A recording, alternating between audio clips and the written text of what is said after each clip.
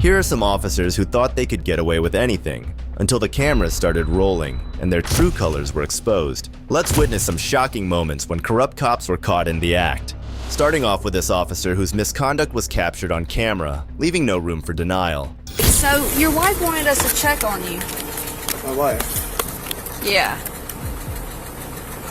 Are you going through something? Yeah, but... Can you put your hands out of your pocket for me? No, you're good. Am I being detained? No.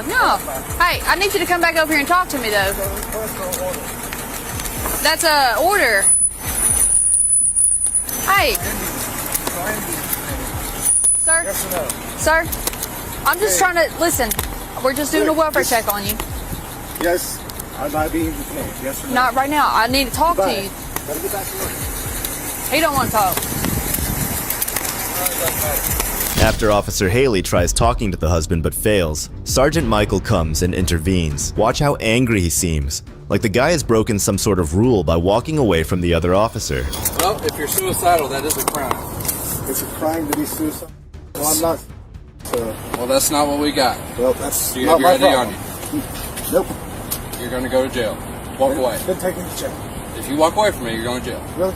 Yes. What? Obstruction. For what? So keep So, arguing. I'm being detained for what? We got a call. We're here to talk to you. I don't care if you want to talk to us or not. So what is going on? I'm not talking to you. Without any further question. That's fine. Go ahead and turn around and put your hands back.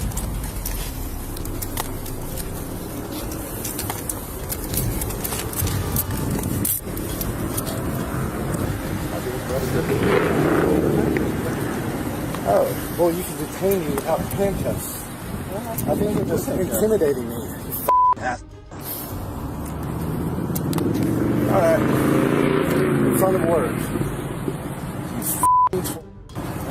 Don't mind at this round. Okay. All right. Yeah.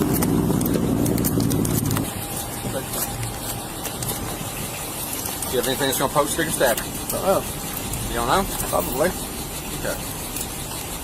If anything does stab me, that's a try. Really? Really? You're on move, Cap. I told you that something might be in there. And it might. Sergeant Michael arrested the man for doing absolutely nothing. It's astonishing to see that these corrupt cops will go to any length just so they can protect their fragile egos. I'm sorry, why are you searching me? Well, Why are you... Because this is more than a terry stop. yes, it is. Or, I'm obviously not obstructing you.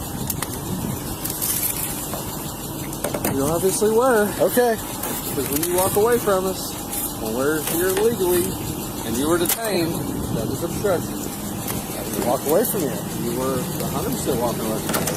At first. That was before you told me I was detained. And it will show on your body cam. What?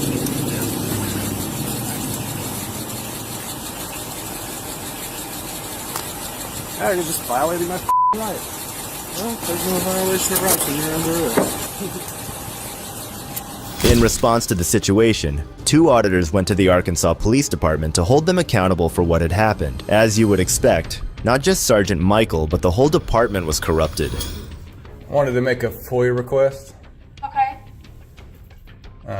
Do you We have to have paper documentation of that. And then once we get that request, we have to send it through our city attorney and make sure it's approved. okay? Can I get a piece of paper from you? Make it 2. Appreciate you. Yes, sir. It's going to come out. Oh, okay, cool. Are there any officers here that we could speak with? I'm not sure, but I can check that out for you. The highest that's here would be awesome. Okay, yes, sir. Thank you. Sir, I have my sergeant coming up here to speak to you. Cool, thank you. What? You a sergeant? Yes, sir. I think you were just coming to talk to us. I hope you weren't busy doing something different. I just had a couple questions. Yes, sir. So we were just making a FOIA. I'm Justin, by the way. Nice to meet you, Sergeant Jackson. We're here in reference. We're wondering about what happened with Sergeant Williams. Okay. I don't know if you're going to talk about where he had arrested a man named Matt, I believe. Nate. Nate, sorry. Nate Horn. All the charges were dropped on him, but Sergeant Williams was out there making a call for service, and he didn't want to talk to him, and he ended up arresting him. You know, did he get retrained after that in any way? That I'm not aware of. We work opposite shifts, so right now he's on nights and I'm on days. So the way they got it set up when we work our schedules is that we never interact with those. Oh, right. Because Okay. we work 4-1-4, but we actually work 4 to a shift. So whenever we come to work, we usually work. We have a 4 set on days and a 4 set that work nights. So when we're working, he's off. And when he's Gotcha. working, I'm off. Would you have done it the same way? Do you believe that it's okay to arrest someone that refuses to talk to police? That'll be a kind of a comment, but unlikely. They was here for a welfare call, so Well, this is something that the public wants to know. Is that just something that Sergeant Williams does, or is that Stuttgart Police in general? No, that's not Stuttgart Police in general. So you don't. So you wouldn't arrest someone just because they don't want to speak with an officer? Well, therefore, me not knowing the call that he was called on, but it was a welfare check from what I'm understanding. Well, let's say that circumstance. Would you have arrested him as well, like Sergeant Williams did? You've seen the video, have you? I have. Have you? Yes, sir. I have. Okay. Would you have arrested him, or what would you have done? I mean, just me, my experience, you know, if I'm going there for a welfare check, as long as I see he's okay, that's my own thing. Right. Notice how the sergeant hesitates to answer the questions. If he was really sorry for what had happened, he would have made that clear through his answers, but this was all an act to save face, and nothing else. When the auditor asked him a few questions about the Constitution, his act starts breaking down. What does the thin blue line flag mean to you? To serve and protect my community. Serve and protect your community? That's it. Okay. If I gave you an American flag, well, you're wearing an American flag. That's it. I'm upholding the Constitution. You know, I'm not violating anybody right there. Love it. Love it. No pressure if you don't know it, but do you know the 5 key elements of the First Amendment? I'm only asking you because I think you know it. Most people can't just name off the top of their head on the spot, so. You said uphold the Fifth Amendment? The First Amendment. First Amendment. There's 5 elements. The acronym is RAPS, R-A-P-P-S. So religion, assembly, and then PPS. Okay. I'm gonna be honest with you. I don't know it, but off the top of my head, I've got a lot of things going on. But No worries, man. I appreciate you being honest. Thank you, man. Yes, sir, and you have a good day. You too. I'm sorry, what was your first name? Paige. Paige. Thank you, Paige. I'm Justin. Have a good one. All charges against the man were ultimately dropped, but Sergeant Williams appeared to have not received any retraining or discipline, at least none that the department was willing to disclose. Arresting and apparently suing a man for not wanting to talk is absolutely ridiculous, but watch this next case where 2 corrupt officers try to ID a man for simply filming and get put in their place. You don't want to go that way either? But if you just tell me your name. I'm not telling you my name. I'll tell you my first name, and we're stopping there, and I'm not answering any more questions. On March 22nd, an auditor named Justin went to Clinton, Arkansas in Van Buren County to film the area, a completely legal activity. But as he got there, an uneducated police officer attempted to ID him for filming in public. The situation then escalated when the lieutenant called for the sheriff. Under here, I wonder what's that about. Is this your personal vehicle? Yes, it is. How come you're parked up under here? Because I rent that space and have a salon here. Why are you Oh. videoing cars out here? Is this the police station? Yes. So you have a salon on the same building as the police Who station? are you? Is that what's happening? Who are you, lady? How about you talk to the owner of the building? Oh, I don't care. I'll talk to whoever. Right. So this is half police station, half beauty salon? There's multiple renters inside here. Oh, is that what's going on? Yeah. Gotcha. So what are we doing? Cool. I'm the owner. You're the owner of the building? Yeah. Gotcha. Yeah. Like, so you don't work for the police station, you just own the building and the Right. police station is renting a spot out from you? Yeah. Gotcha. Well, if the police station is renting a spot out from you, then that makes this public property. So I'm just working on a story in public property is what I'm doing. Okay. For what though? Working on a story. Like, what does anyone work on stories for? But what's the story for? Well, I can't tell you that. You'll just have to wait till it's published. You know what I mean? Yeah. Well, Yeah. yeah, I guess. Yep. Thanks, man. The Sullivan Police Department. What's your name? Cool. I'm Justin. Nice to meet you, man. Did you have spot the ID I can say? No, sir. I don't. No ID. No. Arkansas is one of the 15 ID states. So I'm going by. There is no way you believe that. All right. Since you're starting off this way, do you have somewhere higher than you? Because I promise you that's not correct, and you're going to get your whole town into a lawsuit, and I don't want to go that way. I've been having a great day. You don't want to go that way either. But if you just tell me your name. I'm not telling you my name. I'll tell you my first name, and we're stopping there, and I'm not answering any more questions. If you want to ID me unlawfully, you're going to lose your job and your qualified immunity. Can I ask you what you're doing? I'm working on a story. For who are you with? I'm an independent journalist. What's your name? Solomon, Lieutenant Solomon. Solomon? Yes, sir. Do not think, there is no such thing as a stop and ID state. There's no such thing. That is a term. Okay. That is a... Let me explain something to you. Watch how the officer's attitude changes when the auditor mentions he might lose his job. These corrupt officers care about nothing except keeping their power. But the auditor is no beginner. What he does next to the officer will make you question the validity of the law enforcement system. This day and time, there's all sorts of things going on. This day and time is a terrible thing because we're in one of the most safest times to date in world history. Tell me a safer time in world history than right now. Okay. So don't say in this day and time, because cops always say that and it's stupid. Okay. You can start over though if you want to. Let me just put it like this. Yep. You know, if we see somebody looking at our police cars, come talk to me, sure. But don't threaten to arrest me if I don't give you my ID. I didn't threaten to arrest you. Just did, brother. No, that's not correct. Get a lawyer out here. If you think that's true, you need to look into it because you're going to get yourself in trouble. That is not true, and I'm 1,000% positive, and I can show you case law and Supreme Court rulings and everything. 100%. More or less, we're just concerned about what you're doing. Well, do not think that you can just stop and ID anyone you want. You're going to get yourself in trouble, and you're non-constitutional. You are unconstitutional. Well, with what's going on, I mean, it's you are no. If you think you can do that, you don't believe in the Fourth Amendment. If you think you can do that, do you know what the Fourth Amendment is, sir? What is it? You know, if we say what's the Fourth Amendment? No. This is important to everybody that you know the Fourth Amendment. What is it? Sure, I know it. So what is it? What is it? The right of freedom. No way you just said that.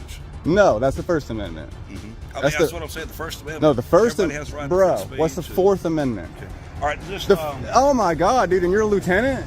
Is your chief here? No, he's off. We need someone to teach you what the Fourth Amendment is. There's 5 elements. There's 5 elements of the First Amendment. No, I have some concerns and questions for you. There's 5 elements of the First Amendment. What are they? Well, I'm gonna go ahead. What are they, sir? What's the Fourth Amendment? You don't know any of it. You need to go study the Constitution, and until you do, don't say a word to me, please. Go back inside, look up the Constitution, and read those rights and learn them. Memorize them, then come out. Other than that, you don't know what you're doing or what you're talking about, and you don't need to be a lieutenant. And I'm sorry I'm getting mad, but that is ridiculous. You should be ashamed of yourself for not knowing the First or the Fourth. Walk of shame right there, and it's deserved.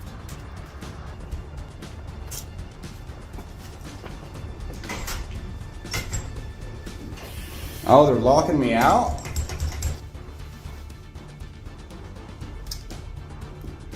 Lieutenant Solomon, you're opening your city up for a lawsuit by allowing this door to be locked because of me. You're not allowed to pick and choose who comes in here. So either you lock it to everybody for the rest of the day, or you're opening yourself up for a lawsuit. And you better have a good reason for having it locked the rest of the day. Not just because there's a guy with a camera. So you better open this door and let me come in and we can get this over with. Why are you guys so scared of someone with a camera? What are you hiding? The lieutenant not only walked away mid-conversation, but he also locked the auditor out of the police department. This is what a coward looks like. They try to appear big, but scatter as soon as they face someone who speaks back. Nonetheless, this is just the beginning because the real event was yet to happen. Hello, sir. How are you? What's up, guys? Good. All right, I can come in now. They weren't letting me in a minute ago. You know, that's a lawsuit if I wanted to.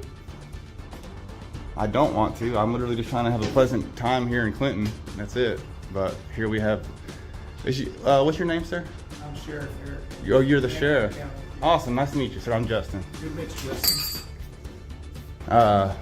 So why'd they send the sheriff down here for a guy with a camera? Nobody sent the sheriff. We all monitor the radio traffic. Hey, dude.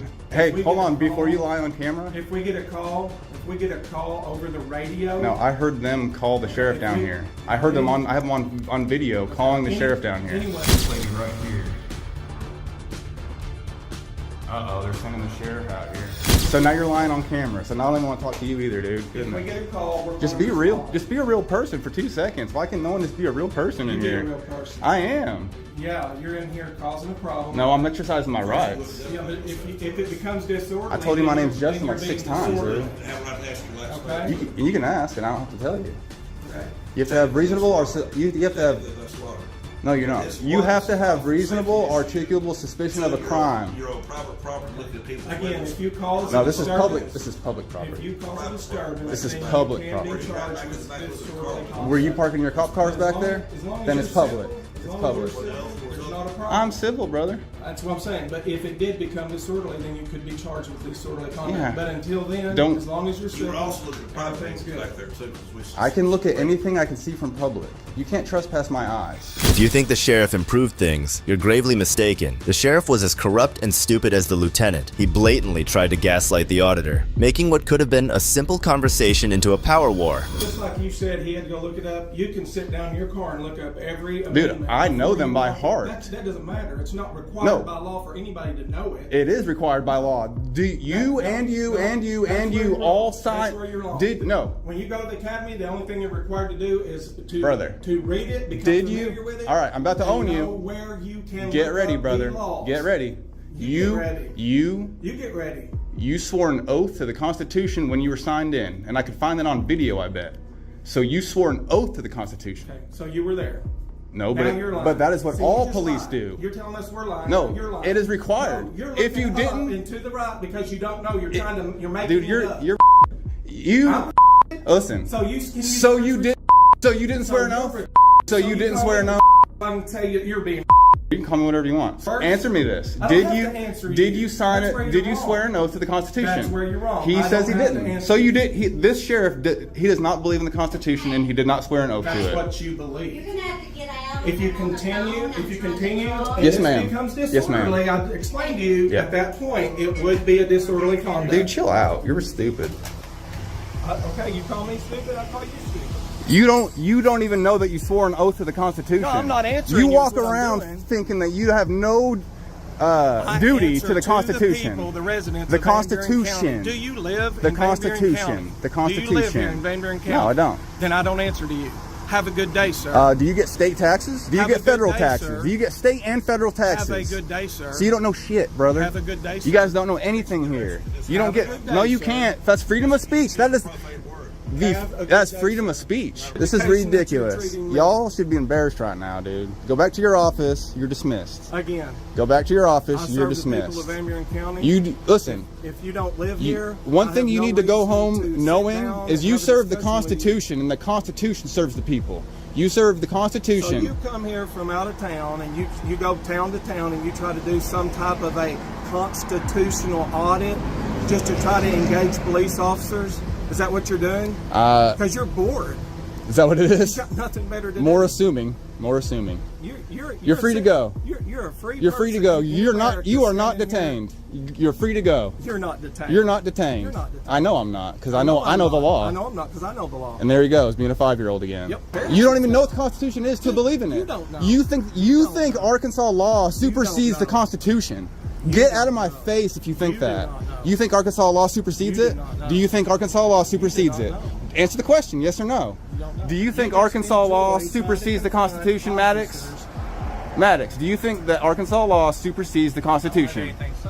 That should be an easy question. You should be proud to say hell no. There was no limit to what this guy was willing to do to soothe his bruised ego. It's like he had an image in the eyes of his subordinates that he needed to protect. This is what happens when you let power and greed take over and forget your actual job. Stop over talking to me for 2 seconds, dude. Let me just finish my sentence. This is annoying as hell. Let me finish my I sentence. apologize for getting under your skin. Let me finish my sentence. But when I make a Can you valid not talk for point- 2 seconds? when I make a valid Good Lord. point, No, you won't. don't. I'm trying to tell you that you don't. Get angry. God damn, dude, you're so dumb. Get angry. You can't stop interrupting anybody. You're a You just disgrace. spoke for 5 minutes straight. You wouldn't let me get a whole sentence out without talking over me this whole time. Which has nothing to do with the Constitution. It just means It absolutely that you are does. getting pissed off Because you're you not don't getting know the it. wording. Because you don't know it. No, when and I- you when think I- I'm wrong because I'm saying the Constitution is it. you think I'm wrong by saying the Constitution supersedes Arkansas state law. That is mind-blowing, and it does piss me off. Arkansas Constitution. I did not say Arkansas law. Okay. So you can record your video and you can play Same that thing. back. Say it for me. I said the Arkansas Constitution supersedes. is what I said. So you think you just lied when you said No. I said Arkansas law. You just lied. I think you said law, but I'll just agree to agree. I'll agree to disagree. Listen, I'll agree to disagree. You said Constitution. Fine. That's still wrong, brother. That's still wrong. 5 years I'm old. dealing with a 5-year-old. So This is your boss, Maddox. Your boss. I bring myself down to He's your level. I can see it on his face. He's embarrassed for who he's working for You right now. admitted to me that you work. I can see it on You got Maddox's more time face, on your dude. hands, so you're here doing a constitutional audit because Dude, you're bored. It's not more time on my hands. I don't have 2 seconds of spare time. Any Just spare like time me, I have, you I think do something. Enjoyed coming down here just because I overheard. Then on the go back to radio? your office, bro. I've dismissed you 12 times. I dismissed you the same amount of times. You can't dismiss me. I did. I said you're free Can't to go. do it. You Can't were do never it. being detained. Can't do it. You were never detained. You can't dismiss me. At this point, the sheriff was no better than a 5-year-old. He was trying to get back at someone he served, and he had no self-control as he continuously talked over the auditor. What a complete disgrace. But I did come down here to ensure that this would be a peaceful. Cool. So now that you encounter. see that it's no disturbance, you're dismissed. Thank you for dismissing me. Do the walk My of shame. Get job- back to your boss, or my- get back to your job, my brother. Job, again, this is a city police department. When I heard disturbance at the city police department, I come down here to ensure that this would be a peaceful encounter. And you ruined it, man. You were going to be the savior. So I didn't this was ruin going it. to I didn't come to be this the was going to be a savior. perfect video of the sheriff coming down here and straightening things out, but it wasn't. It was a sheriff coming down here and looking dumber than the police officer that called the sheriff down here to begin with. It's a random, what you call a constitutional audit.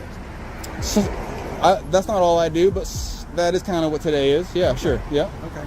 But that's serving your country by trying to surprise a police department or sheriff's office and walk in and go. So you "I'm doing obviously, a so random you audit." obviously don't know the purpose of it.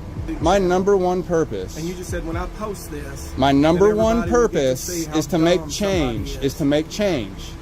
So, for example, there are, let's see, 3 towns in Arkansas that have retrained their entire police department because of me. Okay. And I had a lawsuit that I could have filed. What you're telling me Now, hold right on a now is, second. though, that you are operating on fear of lawsuits. You're actually trying to make change. Dude, no. by fear Let of me finish my lawsuits. sentence for once, and you'd understand what I'm saying. I chose not to. It wasn't even a hard decision. And what I wanted instead was for retraining on the police department. And guess what? That entire police department got retrained on the First and Fourth Amendment. And that's what I wanted. And I made change. And guess what? Now they do it annually or every 6 months. They just do it because I was there. And I've even gone back and talked to them after, and they openly admit, thank you for coming up here and doing that. Yes, that was a weird day, but it made a lot of good change. And now every 6 months, we train our officers on the First and Fourth Amendment and reasonable articulable suspicion and so on when we didn't before. And so now I'm saving you from lawsuits. And so I'm educating the police department or the sheriff's office. I'm educating the people in that town as well. Well, if that was your goal, and That's I what- come in that and is my just goal. Interrupted your goal with the police department, I apologize. That is my goal. Okay. And I can show you videos where I've done that already. That's my whole goal. If I interrupted, As soon as the sheriff realized that this man was not ordinary, he backed off immediately and tried to control the damage he had caused, but it was too late. Yeah, you came in proving I the came stupidity in of the sheriff's office too. No, I came in to ensure. Within that this 5 was a seconds, you peaceful said. encounter. Within 5 seconds, you said Arkansas supersedes federal. That is the stupidest thing a sheriff could say.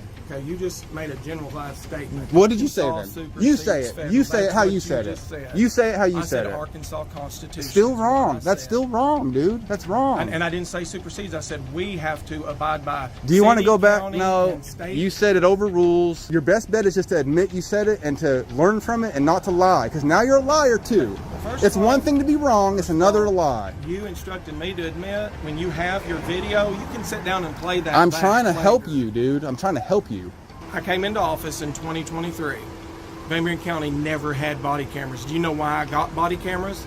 Because I also worked at the police department and had a body camera the whole time I worked here. So you got With every encounter. 1 point back for getting the body cams whenever they didn't have them. We've got brand new dash cameras. This county never wanted cameras. I noticed that, and Yeah. and I know they're new, Now, so the I city appreciate had that. them, and I worked here for many years. I used cameras every day, and it kept us out of lawsuits. That's And it so protected cameras the citizens and the because departments. cameras don't lie. There you go. Good. We've calmed down a little bit. We got in each other's face. It's over. I'll shake your hand if you will. What was the first name? Yours. I'm a bad. I'm Aaron. Oh, I'm Justin. Yeah, Justin. Yeah. Yeah. Is there anything else you need of me? I won't dismiss you. I am going to do one more little lap in that room right there. I'm obviously not going And to. I will say before I leave, if you want to come to the sheriff's office, we are open 24 hours. I will be there. Well, I'll see you up there. Okay. All right. Thanks, guys. See you guys. We don't think Officer Williams will commit such a mistake again, but this next bunch really took it a step further by attacking a deaf man. Okay.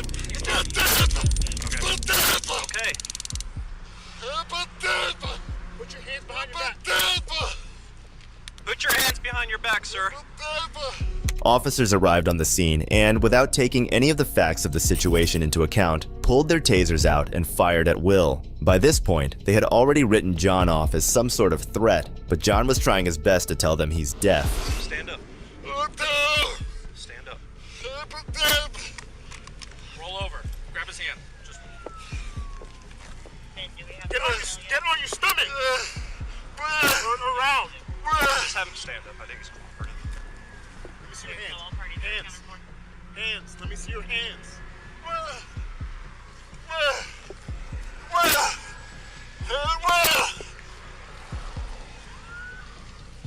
I think he's gonna fall. Let's just get him up. Let's just get him up. Come here. Hey. John is trying his hardest to get the cops to produce some sort of writing pad so that they can properly communicate. But what John doesn't know is how unprofessional and untrained these officers really are. Instead of trying to figure out and genuinely solve the issue, these mindless pigs just start to shout louder. Look at me. Sit.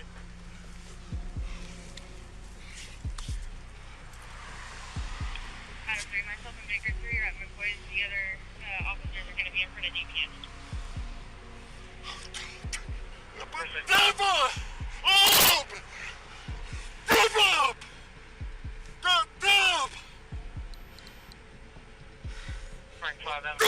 We have EMS sitting your way.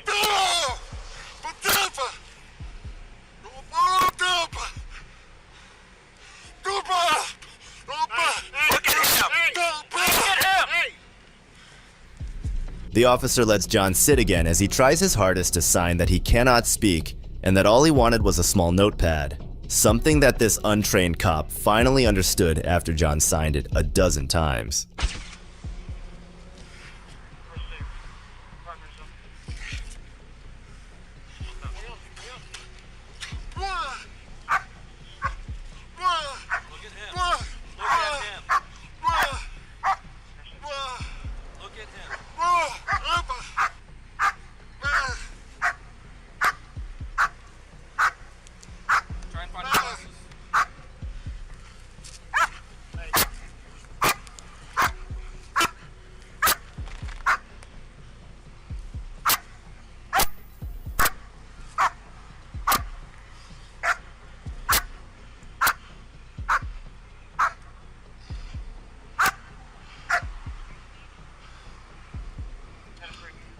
He saw us when we showed up, right? He kept walking.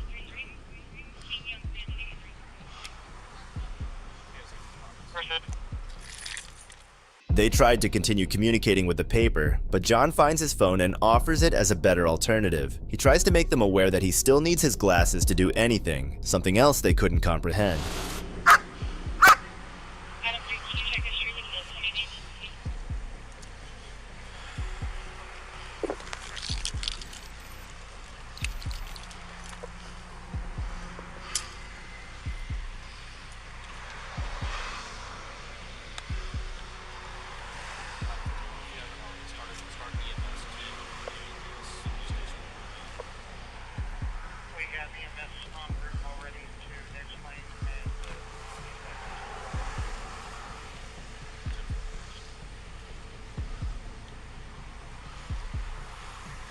If that wasn't bad enough, these pigs were unable to give John a helping hand in finding his glasses. On top of that, the taser probe is still stuck in his skin, causing discomfort to John, something else these donut munchers didn't care about.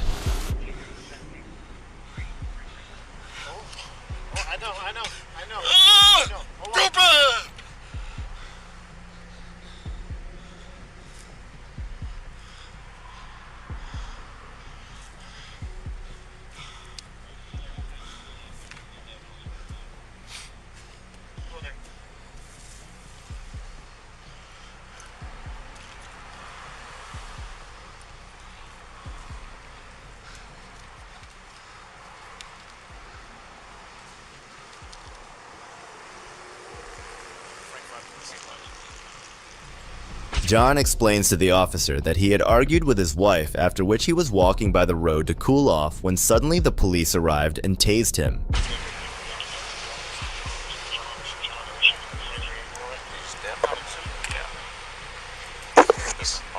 He saw us all pull up and walk towards me. He just kept walking with his hand. What the? Kelly.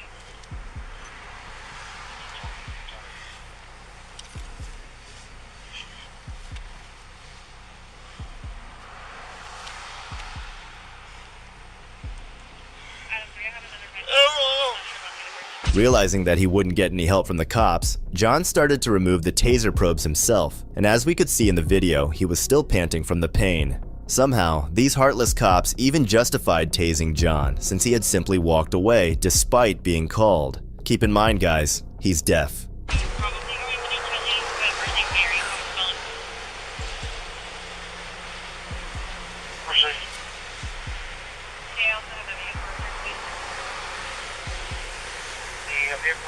White 2015 Chevy Terry, also John Kelly and Mary Kelly, out of Austin, Texas, June 2019.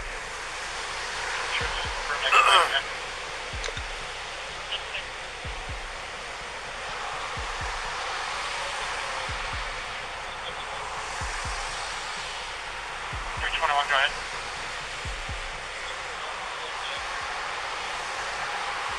Call for theft? Probably. I believe they're checking with county as well. Which I'm not holding my breath.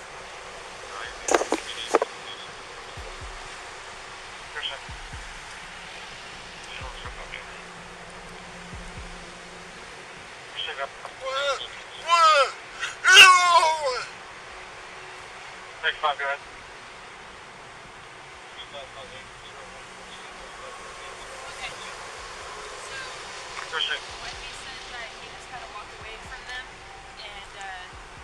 She was trying to get him back in the car, and so that's what they were doing. She does not want to give her name. John continued to explain himself, shocked both literally and figuratively about why this happened to him, as he had not committed any crime or done anything that could lead to this. She saw it. I don't even know where our complainant is right now. I'll call her complainant.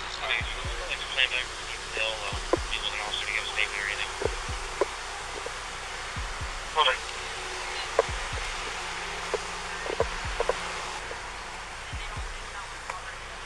Try to get him to stop, he wouldn't stop. Just grab him and just like... He's deaf. Yeah. He's deaf. It sounds like it was the same thing they were basically trying to do as well. Is he telling you anything? I don't know why he got tased. Okay. I'm trying to do some simple... Number 3, case number 32. I know very, very little sign how much I haven't used in years. Yeah, like I said, same thing. They're denying anything physical. They were just trying to get him back in the car, and they're not being very cooperative either. So. Is he still hooked up to the taser? Because he wasn't cooperative. Thank God, the mindless cops all finally agree on the fact that John is deaf, something that all of them weren't able to get through their heads, despite the confrontation having lasted this long already.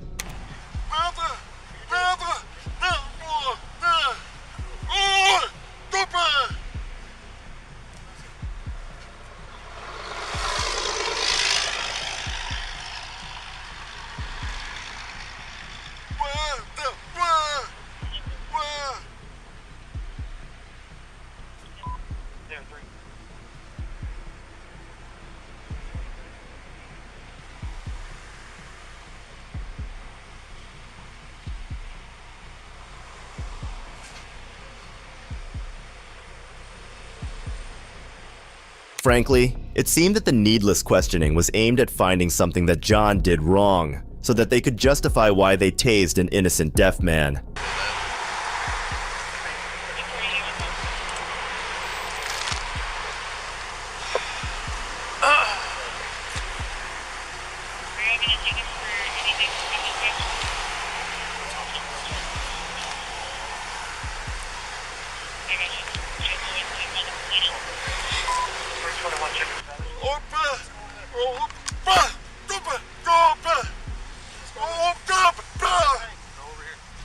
The cops asked John to get up, which he did, but he was agitated, as the cops, despite being entirely wrong, acted as if they were on the right side of the law.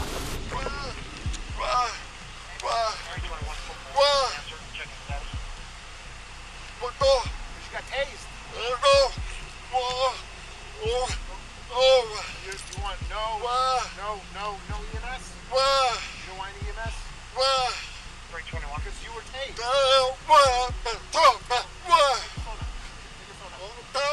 Need to at least check, make sure the probes are out. Receive number 5.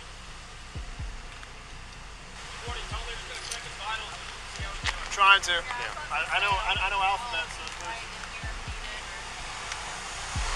John tried to leave, but now the cops care about him and want him to get checked.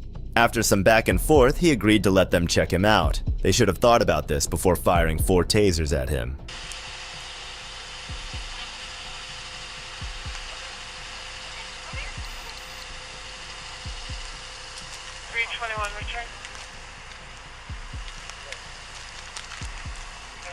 Sergeant is burning clear on jail negative 1. These 2 tased, so there should be minimum 4 probes. Okay, one's on the hood. Did you tase 321, go ahead.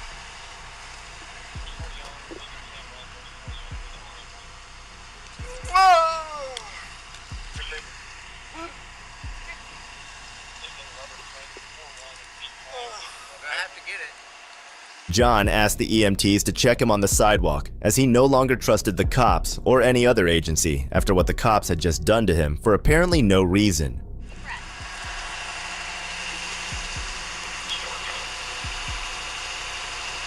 Receive level 5, showing you out with 321. You got it. You got it. And there's 1, 2, that's 2. It should be all of them. There's one on the hood of the truck. Yeah, we found one in front earlier. If there's any left, it may be on his shorts. It's okay. The cops gathered around John and the other EMTs with their flashlights, desperately trying to be of some assistance. But they should have thought about being helpful like this before pumping John with half a dozen taser probes. John Kelly ended up filing a federal lawsuit against the San Marcos Police Department after the tasing incident. If the last case didn't expose the level of police brutality and carelessness, then this next case is the height of those things exactly. What the cops managed to do in this next video is astounding. Do you have any comment on the actions of Sergeant Brian Fahey? You don't have any comment, sir? You're looking at him right there.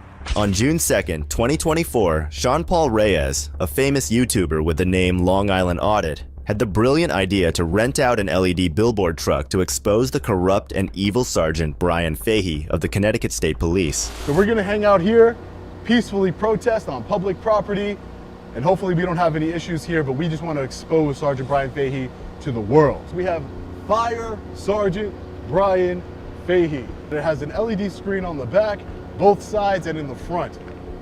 So if you see the other side here, we could just take a look at the video of him assaulting me right where we're standing. And we're here to expose him. The internal affairs cover up everything. Look at this ruthless animal. He said he grabbed my shirt to prevent me from falling backward, that he thought my camera was a firearm. Look at this animal. He's an animal. And then when he got cleared, he did it again. Catches him grabbing my cell phone in his left hand there. Sergeant Brian Fahey assaulted a journalist on 2 separate occasions, and Internal Affairs covered it up. Mr. Reyes, good afternoon, how are you? Hi, how are you? What's your name and badge number, sir? Sergeant Thomas Gorman, badge number 101. Okay. Film out here all day long, don't care about that. Truck can't park there, though. Why? If you put it in a parking spot, Why it's is a fire lane. Why is that? It's a fire lane? It's not a fire lane. It is a fire lane, sir. Last time I was here, Sergeant, I just want to say one thing. Last time I was here, Sergeant, you had a taco truck parked right here for the entire lunch. You haven't seen it in a while, okay? But there's a taco truck that parks right here. There hasn't been in quite some time. So you agree that this is not a fire lane because there's nothing marking it. This is a fire lane. But there's nothing marking it as a fire lane. The cops made their first attempt at trying to get Sean to remove his incriminating billboard truck, coming up with the absurd reason that it was some sort of unmarked fire lane. Can you call somebody down from legal? Okay, this is not a fire lane. It is a fire lane. It is not a fire lane. It is not a fire lane. Although Sean's methods may be different and out of the norm, he still makes a strong impression on everyone in that department and anyone passing by, thus exposing Fahey's reign of tyranny. We asked you to move the truck once. We're asking you a second time. It is a security risk. The truck needs to be moved. I thought it was a fire lane. That is yet to be determined, but I've just been told that. But you were so confident before. And I am. You were confident it's a fire lane. Hey, fire marshal's on the way. That's his discussion. So you're switching from, how is it a security risk? Mr. Reyes. No, I'm asking you questions. This is my First Amendment right. We have a right in this country to protest our government. You're correct. What is the security risk about a billboard truck? A billboard truck being parked unattended in front of a building. It's not unattended. It is I'm unattended. I'm right here. There's no driver in it. So, as I said. There's no driver in it, really? Correct. Yes, there's no operator in the vehicle. So it's parked. So if he sits in the vehicle, it's fine. It's not a security risk anymore. It's ridiculous. As long as it's here for a brief time frame for delivery, that's fine. Anyways, Mr. Reyes, as I've explained, the truck needs to be removed because of the security risk. You can park it in the lot in any one of the spots you want. Don't care. That's fine. It cannot remain where it is, or the vehicle will be towed. And I'm letting you know that now. Violating our First Amendment right. Thank you very much, Mr. Reyes. Have a great afternoon. You're from legal, right? Yeah, Mr. Reyes. Hi, how are you? Yes, we met before. Yes, we did met before. Okay. You're from legal. I'm trying to understand, what about on public property? I'm not blocking anything. This is not a no parking zone. He went from saying it was a fire zone to now it's a security risk. It's kind of ridiculous. This is my First Amendment right to protest. Can I speak to somebody above a sergeant and they can explain to me what the security risk is? It's kind of unfair that I'm not even being explained what the security risk is, other than it's a box truck parked in front, illegally parked in front of the Connecticut State. Can I at least know the security risk? What is the security risk? You saw him come out here. I tried to have a discussion with him like I'm talking to you, sir, and he won't have any discussion with me. He's like, it's a security risk. Move it or else. I'm going to tow your vehicle. What is the security risk? What is the reasonableness of preventing speech? Because you know what I'm going to do. I'm going to follow up. You tow my vehicle and you arrest me or whatever you're going to do, I'm going to follow up and it's going to be in a court's hands. The cops came back out having completely changed their words, from fire lane to a huge security risk. Seemed like nobody could come up with a good enough excuse to legally tow the truck. This whole entire video, uncut, and they will see I never was a threat. This is not in a fire lane, as he lied and said when he first came out here and then came out with a security threat. It's going to seem like, to a court, at least in my opinion, my non-legal opinion, seem like, well, you said it was a fire lane and now you're just making up an excuse as a security threat. That's what I would argue. You're making a security threat issue when you know who it is. You know I'm not a threat to the Connecticut State Police in any way. You all are threats to me. You all are threats to me, and the video proves it. That is a Connecticut State Police officer assaulting me. It seemed that all the Connecticut State Police wanted to do was wipe their hands clean of Sean and just cover their eyes and act blind to the facts. The lengths they go to protect one of their own. I don't think we are going to disclose what we believe the security risks are when we are being filmed and recorded. I think you would understand why we would want to not broadcast security risks to the public, as well as I'm sure that's ridiculous. Will be an international audience. So that would be just a immediate concern that I would have. But so where are you if saying? You have any what happens? About policies okay. Or procedures, you're more than welcome to file a FOIA request. If you would like to follow up on your internal affairs request, you have the information to follow up on that. Right. So I'm just going to ask you one last question. Thank you for hearing me out. I appreciate it. Plenty of people can see it. Plenty of people will see it. All the people who come So can you? So if it's a security risk here, okay. Listen, if it's a security risk here, where is there not a security risk? Is that fair? Parking space. Is that fair? So I'm going to park it right in front, right on the public street, right here. Is that still a security risk to you? I would have to. Are you guys still scared of my box truck? Are you guys still scared of a billboard truck? You're not letting me answer the question. Go ahead. I'm trying to explain. I would have to defer to the operations and the security. I cannot answer that. Well, before I move it, can I know? Is that fair? Now, simply asking the question if the current position of his truck is a risk, then where should he even park? But the legal advisor proved to be useless even with this. They're going to tow my property and arrest me if I go across the street. Because if I move there and then I just want clarification. Before I move it, can I get clarification from a law enforcement officer on where exactly they feel safe with my billboard truck? Is that okay? I'll discuss it, but again, I'm going to defer to the operational team. Right, but I'm just saying where you could defer to them on where. I can't tell you. I think that's a reasonable request. No, I'm not saying you are going to tell me. Obviously, you're just saying security reasons, right? But I don't know if it's a security threat right in front, 10 feet away. I don't know if it's a security threat. It's not a security threat here, but according to you, in your mind, and I'll bring the request in, and at this point, you have been asked to move the truck, and I think we're all set. Ridiculous. While the legal guy tried to figure out where the scared officers inside would feel safe with Sean's truck, Sean takes no risk. I'm moving the Park truck. across the street, that's fine. Moving I don't the care. truck. Put it in the road, just make sure you don't get in I traffic. can't hear you. Can you tell Faye to keep his hands to himself, please? I talked to legal and I'm moving the truck to the street. Okay, yeah, that's fine. It's just don't get in the way of traffic, that's all. Right, well there's sides of the You know, I road. got you, and that's perfectly acceptable, that's fine. Right, so can you explain to me, Officer Sergeant, what is the security threat? I'm going to move it. It's a security threat to be in front of the building like this. We haven't. But you have taco trucks that go inside of the Okay, building. So those get pretty clear, okay? But I'm not going to get into that right now with you, okay? It's a security threat. The vehicle needs to move. You're putting the road. That's And I just want to one thing, clarify one last thing, because I told you I'm going to move it under and threat. I appreciate that. Thank you. If I don't move it, you will tow it. That is correct. You will tow it. Okay, that's all I needed is damages towards. You said that if I don't move it, you're going to tow it. That's all I need. That is correct. Okay, great. Okay. I wouldn't be arrested or anything. Would you arrest me? Before Sean moved the truck, though, the attending officer had one more warning for Sean. Sean capitalizes on the moment and gathered hard evidence for his lawsuit later. Fair enough. I don't think it's fair at all, sir. Okay, well, I can appreciate your opinion on This that. is free speech. This is free speech. This is the United States of America, sir. Thank you, Mr. Reyes. You're a disgrace to that badge, sir. You're supposed to uphold the United States Constitution and our constitutional rights, and you're upholding Sergeant Brian Fahey's rights. You're upholding some fictional security threat that doesn't exist. Shame on you, cowards. After the injustice the department enacted on him, Sean still didn't give up and tried to spread the word about the injustice elsewhere entirely so that the department couldn't complain. We parked very close to the building, but in the back of the building, and it's obviously almost just as close as we were before, but all of a sudden, we're not a security threat anymore? This isn't a security threat? What's the security threat? They could have brought dogs, they could have asked to search the vehicle. I would have, of course, denied that because it's my Fourth Amendment right not to consent to any unreasonable searches or seizures, but there was no investigation work done here, ladies and gentlemen.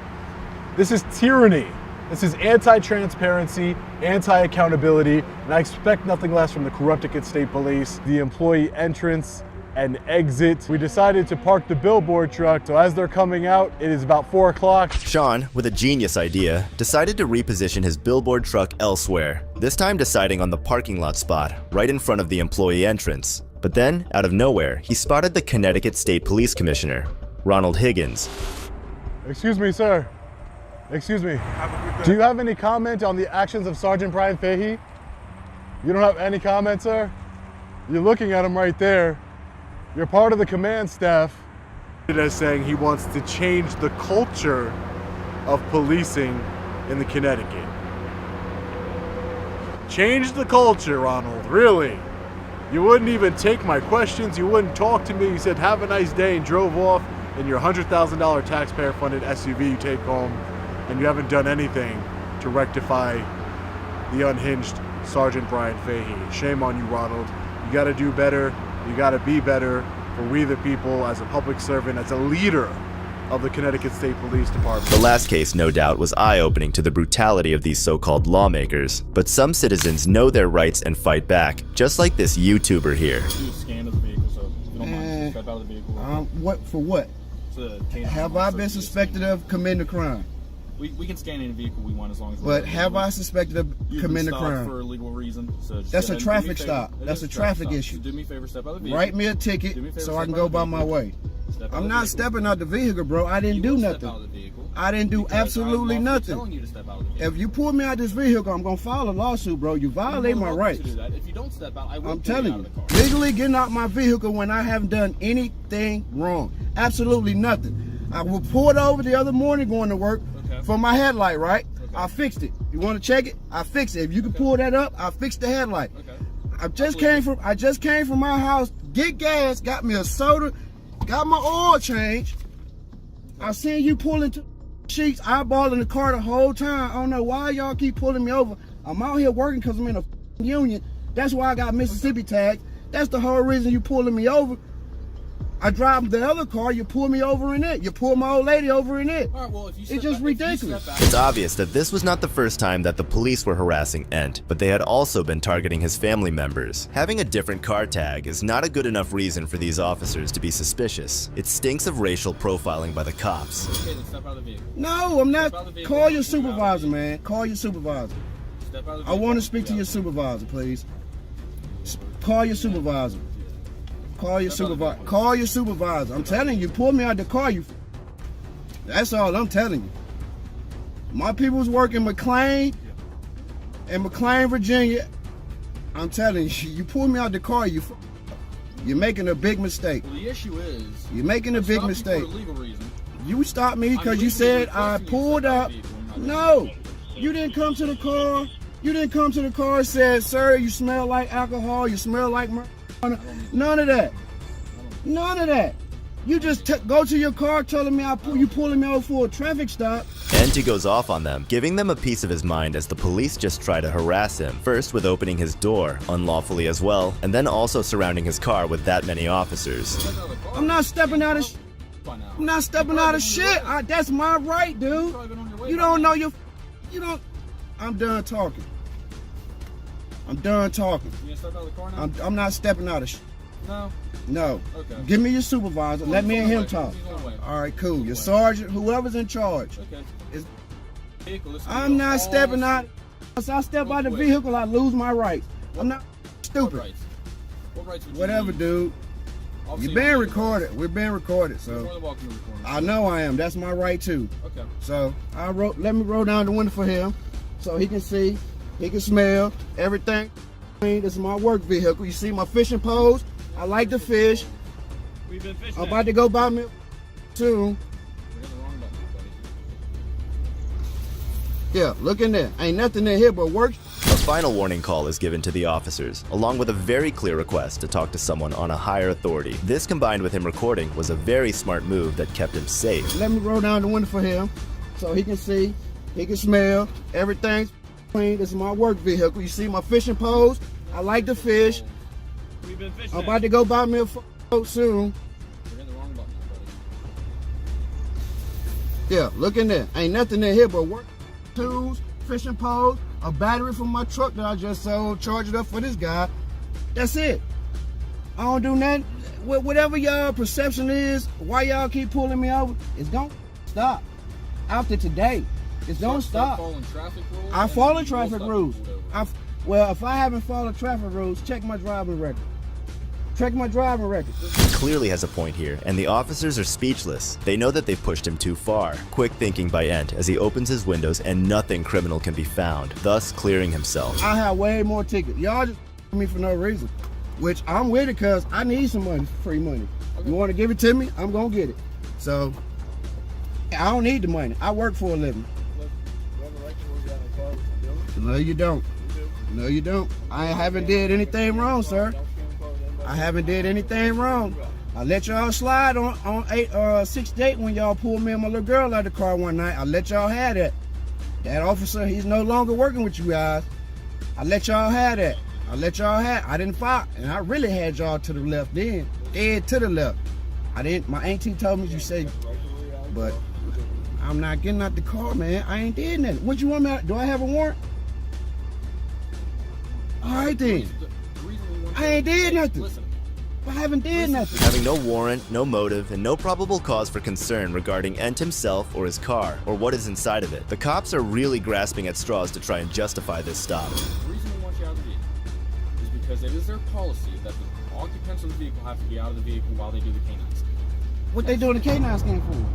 We can scan any vehicle. For what? So why didn't the lady that pulled me over the other morning, why didn't she do the same process? I have no idea. I wasn't there. And my headlight was out, and I haven't done anything wrong. Anything. Different officers. How you went back there eyeballing me and go around the corner, you would have seen me. The dog ain't alert, nothing. He came to the... Even though the officer's excuse was right for wanting him out of the car, the problem remained that the K9 still came close to the car and wasn't alert when they smelled drugs. He said he pulled me over because I didn't stop coming out of sheets, which is stupid. There's traffic coming. Why wouldn't I stop, sir? Why wouldn't I stop? Do me a favor. Take the keys out of your First of all, he pulled in looking at my vehicle while I'm pumping gas. We're not going to argue with the baby. Are you the sergeant? I am. If he stopped you for not stopping, then that's the problem cause for what we're doing. This is a traffic stop. Why can't he just write me a ticket and I go by my way? Because he has indicators that he wants to run a dog around. For what, though? For what is the reason? What do we typically run a dog around for? Okay, but he haven't said anything about he come to the car. He never said once he suspected me doing anything, sir. Why is it necessary Nothing. for us to argue about this? It's not If you have nothing in because if I'm telling you I haven't done anything wrong and he's saying that I have, it's his word against mine. I haven't done anything. Despite the sergeant arriving in the horde gathering, he just turned out to be as spineless as the rest of the let them do their job here, and you can go about your business. They can scan the car around. I'm not getting out though. Once the dog alerts, it ain't gonna alert. Well, that you just automatically saying the dog's gonna alert. That's what you're saying. You on camera. I said if. No, you're pretty much telling me that. That's I said if the dog alerts. That's like you're pretty much saying. What up? You just telling me what you're gonna do. Whether or wait, it don't matter what y'all do, man. There's nothing in the vehicle. Can you at least turn your ignition off for me? There's nothing in the vehicle, so you just gonna want to violate my rights. You have nothing to worry about. Go ahead and violate them. Yes, it is. You just gonna violate the right. You can open the back door and let them in if you want. And, clearly not afraid of the officers finding anything, consents to the dog searching whilst he's in the car. The man just knows how to use his rights properly. What reason? I don't know. Didn't say anything about nothing when he pulled me over, but all of a sudden he want me out of my vehicle to search my car when I have done anything wrong. It's America. This is book. They gonna violate me like this. I'm a taxpaying citizen. This is what we gotta deal with in America. I shouldn't have to go through this. Shouldn't have to go through it. I didn't go to work because I was today. When it got blood done, got my oil changed, and now I have to deal with some shit like this. Cumberland PD. No wonder they got the petition out on that officer, whoever he is. There's gonna be some more. So lawsuit coming. Free money. By the way, sir, I've been fishing at Jennings, Randolph Lake. How's it been? I catching some big bass. I'm about to go buy me a boat here shortly, as soon as y'all let me go. As the cops were busy finding nothing in his car, and gave them a lecture and maybe made them realize who pays their salaries with the tax money. K9 guy? Yep. I just scanned the vehicle. He alerted, didn't he? No. Yeah, because obviously now, because I mentioned he didn't. It's bull, man. Nothing against you personally. Nothing at all. It's just the way y'all treat people out here for absolutely nothing is ridiculous. And it has nothing to do with you personally. Be careful. You got a bus coming through. What's your name, sir? Baluch, B-A-L-U-C-H. He's been cool. You can finish what you was telling me. Sorry. All good, cut you off, bro.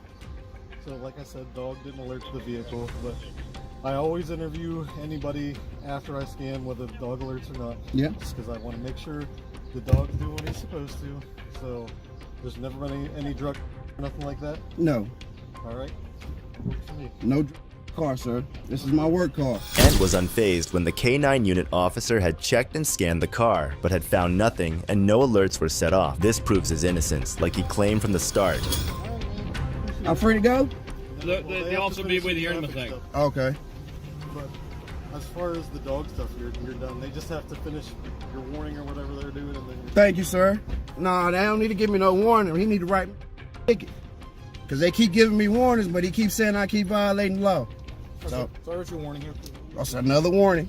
I've done nothing. I don't feel like another warning. Tickets, but here's your warning. Yep.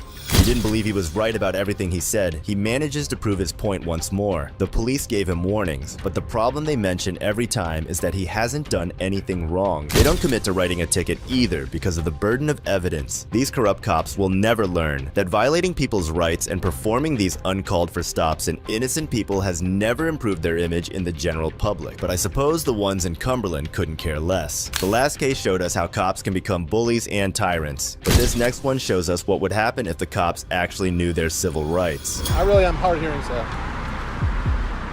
Well, I'm not. Oh, okay. On November 9th, 2023, an auditor named Jeff with the YouTube channel Honor Your Oath set up outside City Hall in Berry Hill, Tennessee, with a simple goal in mind: to spread the love for homeless veterans. Go to City Hall on a traditional public forum and spread this message of God bless our homeless veterans and help not hate directly to my targeted audience, which is the City Council and anybody who would be voting here at the City Council, passing ordinances or laws that would be directly affecting our homeless population, specifically our homeless vets. either positively or negatively. So this message would hopefully encourage them to be compassionate to our homeless veterans, the city council. So this is the city of Berry Hill, Tennessee. Jeff decides to go inside City Hall and record audio to have a chat with the front desk and let them know about what he's doing on the sidewalk. Hey guys. Hey, thank you for letting me use the restroom. I'm just going to be out in front of the City Hall for about 30 minutes or so, and then I'll be on my way. We have to get a vendor license for you to do it. Oh, okay. It doesn't cost anything. Or who are you? Is it just you individually? Yeah, just me. We actually don't allow solicitation in Berry Hill. Okay, yeah, I'll just be out here for 30 minutes or so. We don't allow that here in Berry Hill. If you'll go across Thompson Lane. I wasn't asking permission. I was just letting you know.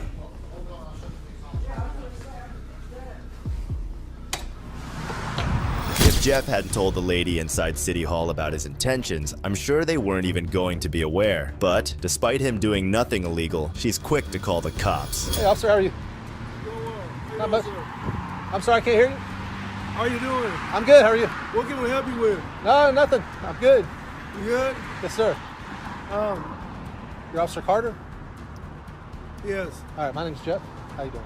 Jeff, we don't love soliciting here. Soliciting is a civil right. What's that? Soliciting is a civil right protected by the First Amendment.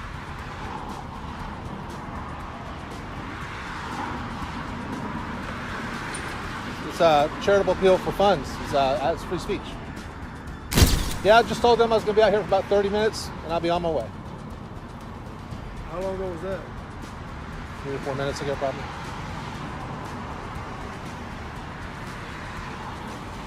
All right. I'm hard of hearing. I really am hard of hearing, so. Well, I'm not. Oh, okay. So I was just having a hard time hearing you over the traffic. Officer Carter here turned out to be a real prick towards Jeff. As Jeff tells him he's hard of hearing, but Carter couldn't care less and replies sarcastically. Well, it's a lot of traffic out here, and I'm able to spread the message directly to people coming and going from City Hall. At this point, another officer arrives on the scene and is filled in on Jeff's plans. Yeah, man, I'm not hurting anybody. I'm not causing any problems. I'm just out here doing this the day before Veterans Day, spreading this message. God bless the homeless vets. I got you. I mean, you got the right to do that. But did you sign up with the City Hall to do the peaceful protest? I'm not required to do that. With us, you are. According to the First Amendment, I'm not. Constitution. So. Yeah, I let one of them use the restroom, and I thanked them for using the restroom. Then I said, I'll just be out here for about 30 minutes. They said, you need to get a permit or something like that. Yeah, the permit with it. And I was like, well, I'm not asking for permission. I've already got that from the Constitution. So if you guys could just let me be for 30 minutes, and I'll be on my way. Well, we'll go check with them, but if they don't want you here, then we're going to have to escort you out or take you to jail, whichever one you want to do.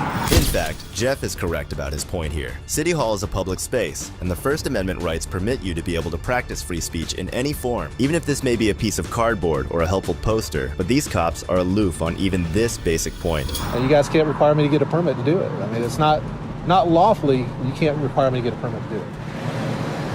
Yeah, here in the city of Berry Hill, we're required to have a peddler's license to solicit. Well, I definitely am soliciting. No doubt about that.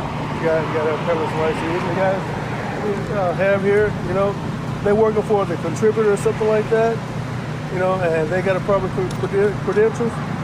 The officer keeps rambling and comparing Jeff to other cases he's seen, but what he doesn't realize is that small-town ordinances don't override the law of the land, like the Constitution of America. Yeah, I'm soliciting, but what I'm soliciting is compassion and love for homeless veterans. The day before Veterans Day, tomorrow's Veterans Day. I put it in my heart. Tomorrow's not Veterans Day. Huh? Tomorrow's not Veterans Day. Oh, when is it? Saturday. Saturday's good. So you come out tomorrow and do it then. We're not here. Yes, sir. Are you selling anything? I'm not, no. I didn't have a problem you standing out here for that in the beginning, so thanks for doing that for them. All right. As long as you're not selling anything, not trying to beg for anything, any kind of money, or impeding any kind of traffic ways or entrance ways, exit ways, then you're good out here. I'll just give you the ordinances, restrictions and stuff right here. That's all of our restrictions that we have. Okay. You're not violating anything as long as you're not sitting around blocking anything, like I said. But if you want to, here's all of our ordinance for everything that has to do with solicitation. If you want to go ahead and read that. Okay. But just want to let you know if you do get a call that you're soliciting, and that's what you're going to. You only have to ask you to leave. So, okay. But other than that, and you're good. Right. Like I said, the only thing I'm soliciting is goodwill and compassion for the homeless guys. The other officer returns and becomes the voice of reason for once. He must have realized his basic training on laws from his academy days. He simply informs Jeff on the various restrictions that he has to abide by when protesting, and actually hears him out. So even if you are panhandling, the courts have ruled that that's a charitable appeal for funds, and it's free speech. I mean, they can't outlaw somebody from just asking for help, because it's free speech. I got you. Well, you got it all there. You've been cool, so I appreciate it. Okay, you guys. All right, we'll do it. Y'all have a blessed day. Gotcha. Thanks, man. Have a good one. All right, y'all have a blessed day. Stay safe. Just like that, they set him on his way, and the world can perhaps be a slightly more compassionate place due to the efforts of auditors like Jeff and good policemen. As Jeff had pointed out numerous times in the video before, that asking for help for veterans, even if classified as solicitation, is lawful, since it was ruled by courts that asking for help for charitable funds is legal. Even though one of the cops was immature and untrained, his partner had the decency to respect Jeff's First Amendment rights. The last case showed us what respect and patience from cops can bring to us. This next case takes that concept and throws it out the window. No, you don't. We have to identify. I have not committed a crime. Yes, you have. No, I haven't. On June 9th, 2021, Sean from the YouTube channel Long Island Audit was peacefully exercising his constitutional rights at the Danbury, Connecticut Public Library, but the library staff alerted the authorities in no time at all. Can I get your names and badge numbers? Sure, can I have your ID, please? No, you can't. Excuse me. Have you not heard that before? I've heard it plenty of times. It's just I'm surprised because, well, my name and my badge number is right here. Okay, you see it? Tibbetts? Yep, 640. The pen is blocking the number. Oh. 640? Yep. And Dennis, 647. So I was told that you were asked to leave. Okay, so would you like to know? Is that correct? Would you like to know what I'm doing here, sir? Were you asked to leave? Sir, would you like to know what I'm doing here? I'd like to answer my question. Sir, this is a public library. Okay, I see where this is going. I want you to answer my question. I see. Officer Tibbetts doesn't really want to hear anything and rather jumps into a demanding stance. I think he's forgetting that he wouldn't have a job if it wasn't for good citizens like Sean. I see where this is going. Security asked you to leave, and the employees asked you to leave, sir? No. Were you I was not. Would you like him to leave, sir? Okay. So security. So let me explain just so you get a. Let me just explain really quick so you guys can understand. So what I'm doing here is a First Amendment protected activity. I'm recording. I know you don't care, sir, but listen. If you violate that in any way and interfere with that, I'm not violating it. They asked you to leave. Yeah, but they can't ask me to leave. This is a public library. Can I speak to a supervisor, please? Sean has been through this scenario hundreds of times in his past videos. This is a public library. I'm going to ask you to de-escalate a little bit. You need to go outside. You need to step outside. 1, 2, 3, 4, 5, 6, 7, 8, 9, 10, 11, 12. 12 law enforcement officers. The cops were surprised to see that he wasn't intimidated by their guns and badges, so they got more focused on throwing him out rather than getting his side of the story. Well, I mean, just because you guys seem real hostile, I'm going to explain myself ahead of time. Normally, I don't explain myself. Well, you haven't explained yourself yet. I told you I'm gathering content for a story, and I'm engaging in a constitutionally protected activity. For what? What is the purpose of it? For what reason? I'm not willing to disclose until it's published. Until it's published, I'm not going to disclose it. Videotaping in a public place is allowed by the Constitution of America, which comes above any local policy or ordinance. Usually, in many of Sean's interactions, the people at the public place never complain about him recording. It's just the corrupt security and cops. I could go up to somebody and say, listen, do you feel uncomfortable or uncomfortable? If they're uncomfortable, you're breaching their peace. No, that's not true. Oh, okay. You can't. Yes, I do. More than you, for sure. It's just really creepy. More than you, for sure. You can't turn a constitutionally protected activity into a crime, sir. Unfortunately, as much as you'd like to. Even if it's not a crime, it's creepy as heck. I'm going to request a supervisor again. In a minute. Yeah. I'm going to request one. I'm pretty sure your policy, if I go home and look at your policy, and I'm pretty sure if I request a supervisor, you guys should call one, correct? Sean repeatedly asks for the supervisor, but his requests fall on deaf ears. They can't deny him his requests, so they stay quiet or delay him. Acting like a child? Yeah, so we're acting like a child. We have a supervisor coming out here to appease your request. Yeah, great. My friend, you're my servant, right? Oh, yeah. You're my public servant. That's right. You're here to protect and serve me. Sure am. And I'm also here to protect and serve them too. So I don't need protection. I don't need protection. So that's excuse me. I just want to make sure you're going to be okay and these people are going to be okay. Because I don't need protection. That only leaves one more thing. You're here to serve me. That's what you're here to do. Here's another thing. Did you get permission when you post that video of these people? Don't need it. They're in public. You don't need it? Yeah, they're in public. Don't need it. See, you're learning something here today, man. Come on. This is what I do. Eventually, the cops did agree to bring their supervisor to the scene, but not before getting schooled on the law. 24 years in service, and he doesn't even know what's protected by the Constitution. Says a lot about the kind of cop he is. Imagine what he would do when a camera isn't pointed at him. Eventually, Supervisor Sergeant Dickinson arrived on the scene. Hey, Sergeant, how you doing? Good, nice to meet you, sir. Hey, Sergeant Dickinson? Yes. All right, thank you, sir. Okay, so they would like you to leave? Okay. Sergeant, okay. How about you mind your business? Are you gonna leave? Hold on. Are you gonna leave? Yes or no? If I don't leave, will I be arrested? Yes, you're trespassing. Okay, I'm gonna leave then, because you're under threat of arrest. That's I'm correct, yes. under threat of arrest. I'm going to leave. And no, you do not. Well, don't touch me. Don't touch. No, you don't. No, you don't. I have not committed a crime. Yes, you have. No, I haven't. Listen, man, don't. You're touching me. They asked you to leave. And I'm leaving under threat of arrest. Okay. You're refusing to provide identification to us. We need because I haven't committed a crime. Seems like the total hierarchy of this police department is in shambles. Go ahead. And don't touch me again, man. Seriously. Listen, we tell you not to go anywhere, you don't go nowhere. You understand? Don't touch me. Don't touch me. Do you understand that, though? I'm telling. Do you understand that I told you not to touch me? Do you understand that? Don't touch me. You don't leave until we say so. Don't touch me. Nobody's scared of you, Tibbets. No one's supposed to be scared of me. I'm talking over you because you keep yapping. Okay. You're not listening. You're here to sit here and preach about everything. You know the law. I do. You don't even know what simple trespass I is. do. I do know the law. Unfortunately, more than you. I'm sorry. Okay. I'm sorry that I know the law more than you. It's very sad. You're sad. Okay. You really are. This is pathetic. Stop. Listen.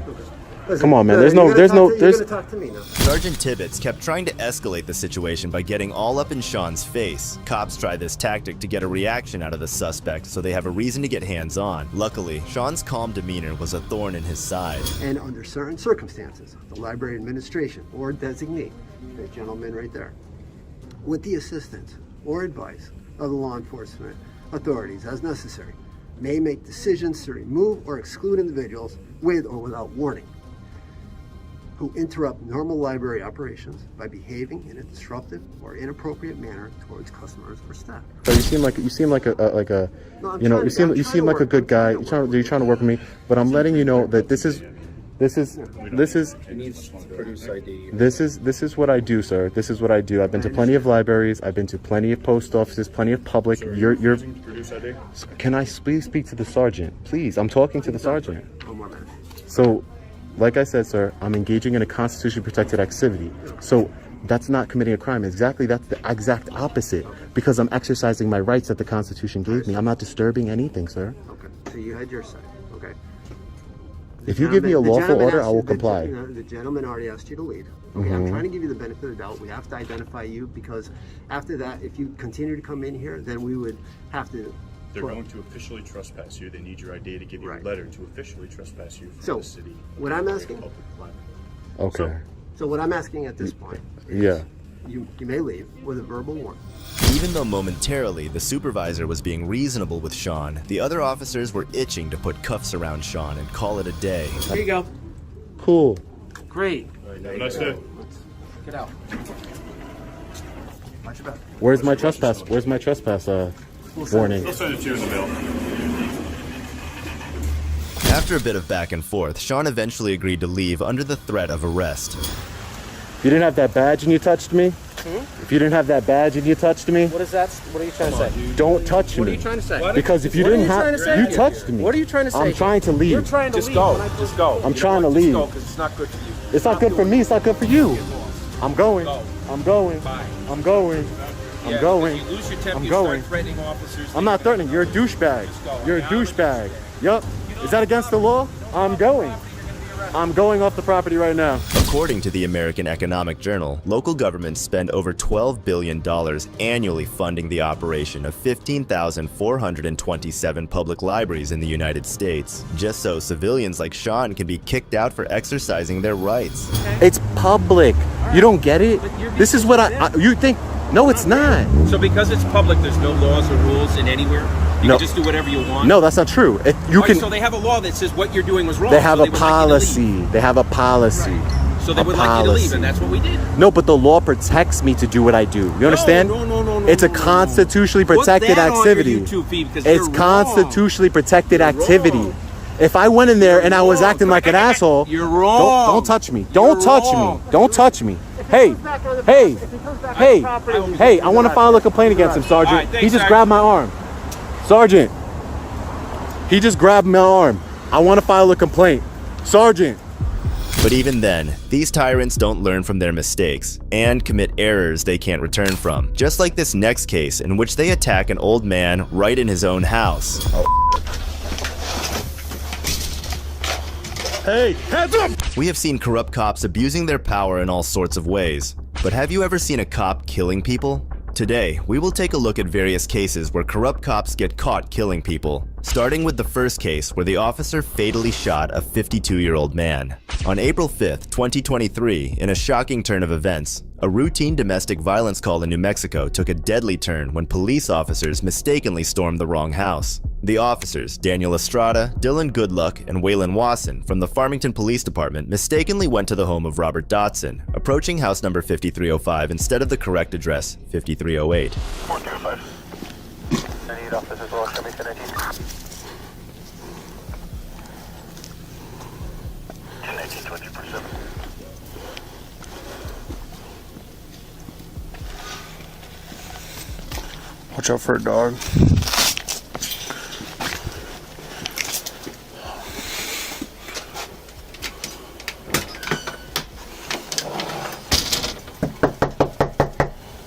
Police department.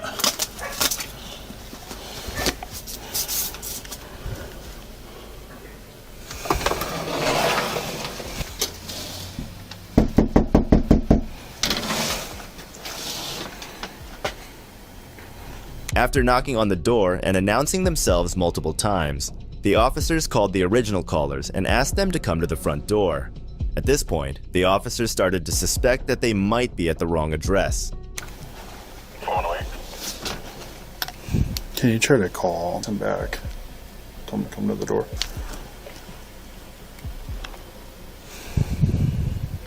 Confirming no one's come to the door. Hey, firm, if you can call the RP back and have him come to the door. So, bro, see if they answer.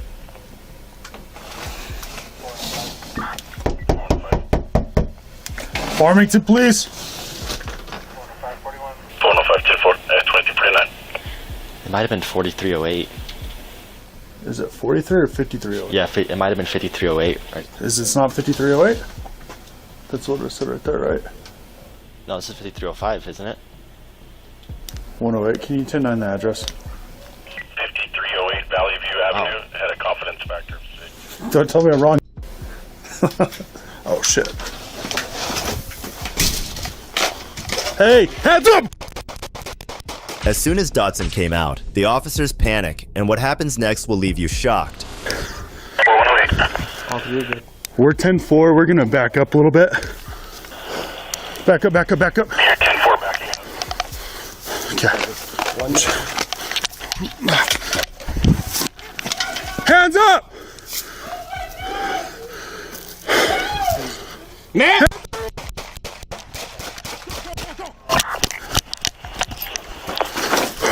.418, shots fired again. Copy, shots fired again. As the officers back away from the front door, they shoot at Dotson. Keep in mind that just moments before the shooting, the officers were laughing about being at the wrong address. Nonetheless, when they realize there is a man down and hear Dotson's wife screaming, they proceed to shoot some more. They'll hear the female crying inside. The male I saw go down.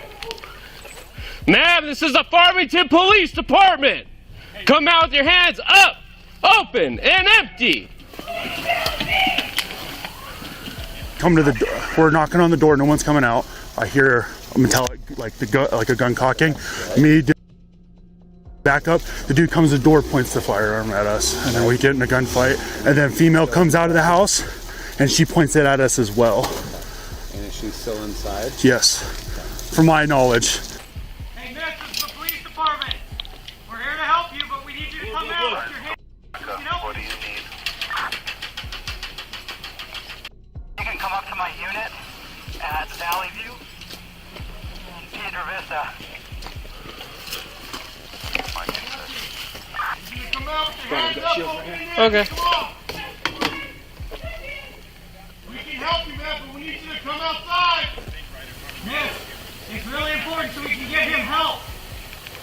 Nothing in the world can justify such erratic behavior from these officers, who have been trained to stay calm in such situations. They spend hours training and still panic like little kids at the slightest threat. And watch how they justify their actions. The officers then enter the home and realize the blunder they have made. 3 kids upstairs. Yeah. 3 kids upstairs. 3 kids upstairs. He's 10-7. Kids! Police, you're alright. Go with them. He's 10-7. Okay, this is done. Okay, we're good. Easy. No one else needs to come in here. You good? Yeah.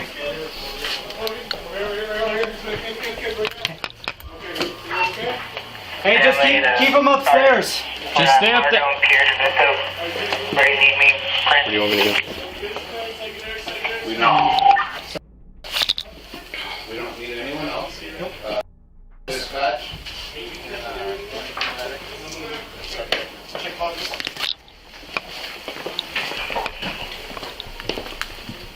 After the incident, the department's chief released a video statement calling the incident a traumatic event. But just in general, for us, this is a very dark day. For Farmington PD, for our community, for the Dotson family. I extend nothing but my deepest condolences to the Dotson family. Mr. Dotson was not the subject of the call that our officers were responding to. And this ending is just unbelievably tragic. I'm extremely sorry. Mark Kernut, an attorney for Dotson's family, said police fired more than 20 rounds at his client, despite never being fired at, nor even having a firearm pointed at any of the officers. Dotson committed no crime, was not a suspect, and answered the door after police went to the wrong house, Kernut said. Nothing can return Robert to his family, and it appears nothing will be done to hold these officers accountable. The family filed a lawsuit last fall in federal court, alleging that Dotson and his family were deprived of their civil rights. Watching a guy get killed for doing absolutely nothing is one of the most tragic things you'll ever see. But the cop in the next case takes it to another level when he shoots and kills a person after he calls 911 for help. Knife in his hand. Knife in his hand. Watch crossfire, watch crossfire. On June 10th, 22-year-old Christian Glass called 911 to ask for help after he crashed his car and claimed that he was stuck. Soon after, the police officers arrive at the scene, and what they do next can only be described as brutal. Hello, 911. I'm in a vehicle. My vehicle got stuck. Do you know the Skinwell crews, man? They might just go by. I might be lucky. Okay, can I get your date of birth real quick? I'm so lucky. Oh, I'm so lucky. I had a spiritual awakening a few months ago and came out of my 10 years of depression, and I've just been... Come, please help. That's not good. Fine. What's that beep? I love you. Thank you. Yeah. I love you, seriously. You're my light right now. I love you. Are there any weapons that you're aware of? I have a weapon on me. I will throw them out the window as soon as an officer gets here. I have 2 knives and a hammer, and a rubber mallet, I guess. That's a weapon. I'm not dangerous. I will keep my hands completely visible. Both cars, be advised, this party is stating that he has weapons in the vehicle with him, 2 knives, a hammer, and a rubber mallet. He did state that he would throw them out of the window as soon as officers got on scene. The call that Glass had with the 911 operator was rather strange. He mentions his spiritual awakening and other weird things, all of which points toward the fact that he is not mentally stable and definitely has some mental health issues. But at the same time, he is stable enough to mention that he is completely safe and will cooperate with the officers once they arrive at the scene. But as the officers arrive at the scene, things take an unfortunate turn. Come and talk to us. Come on, dude, we're here to help. We're here to help. Come on, bud. Please push me out, ram me out, and I'll follow you. You need to step out of the car now. Step out of the car now. That's a lawful order. Step out of the car, you'll be removed from the vehicle. Step out now. Weapons in the vehicle. Because you already said you have weapons in the car. No, do not throw them out. Do not touch them. Do not reach for them. He's got a knife in his seat right there. His seat. Okay. Step out of the car now. 161 at gunpoint. Step out of the car now. Step out of the car now. I will break the window. Step out of the car. Step out of the car. Keep your hands on the steering wheel then, and don't move. You reach for anything, we're gonna have problems. A mental hospital for what? We haven't even been able to have a conversation with you. The officers tried to get Glass out of the vehicle for more than an hour, but he clearly stated that he did not feel safe enough to get out. The officers continued to ask Glass to leave the vehicle, and he again insisted that he did not feel safe. But the corrupt cops were too drunk on their power to understand the situation. Why are you scared of the knife? Chat. That's why I want you out of the car so we can have this conversation safely. Period. That's it. This is the only way I can be safe. I don't understand that. What are you talking about? Hey, Christian? Will you talk to me? What can you tell me about what's going on? We're trying to help you out. You know, I see you're doing the heart thing with your hands. Look, we love you too. Christian, you don't have any guns or anything that scares us, right? Okay. You said on the phone, you know when you called us? You said on the phone that you had knives. Okay, are they big knives, little knives? At this point, the officers decide to make things worse after knowing very well that Glass would not feel safe outside the vehicle and that he had mental health issues. We're popping. Dude, door section. Oh, this ain't working. All right. Knife in his hand? Knife in his hand. Watch crossfire, watch crossfire. Watch out. Watch crossfire, watch crossfire. Christian! Drop the knife! Please drop the knife! Moments after this, an officer shot Glass 5 times, killing him in the process. After the shooting, the Clear Creek County Sheriff's Office released a video statement saying that Glass was argumentative and uncooperative during the incident, and that he even tried stabbing an officer as they broke into the car. He had done nothing wrong. He was just too scared to get out of his car. We have made no public statement before now. Christian's killing is a stain on Clear Creek County and on Colorado. It was a murder by a Colorado official. It was dark and he was really worried. He trusted the police to come and help him. Instead, they attacked and killed him. The killer shot Christian 5 times just to make sure. On Tuesday, May 23rd, 2023, the family settled with Clear Creek County, the state of Colorado, Georgetown, Colorado, and Idaho Springs for a total of $19 million, the largest settlement for a police killing in Colorado history. Then, on November 17th, 2023, the 6 officers who were on the scene were charged with misdemeanor failing to intervene. As tragic as this case was, it is nowhere close to what happened in the next case. Think of 16 officers shooting at a single suspect. On March 29, 2022, Officer Rogowski and her partner from the Buffalo Police Department approached a suspect in a parking lot about his window tints and found out that his registration was suspended. But things did not go as the officer expected, as the suspect made a run for it, leading to a deadly high-speed chase. Hello.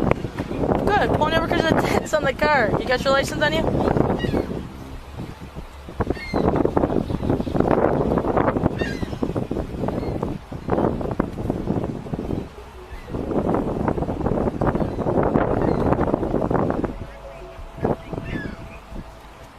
One second, okay? Mr. Bell, your registration has been suspended since February for an insurance lapse. Did you have some sort of lapse, or did you switch insurance or anything? I switched insurance. Okay. Yeah, your reg is suspended right now. It's not really a big deal. We're just gonna gotta have you step out, and then we'll work with you and go from there. Okay? You guys just coming down here to chill? Yeah. Okay. All right. No big deal.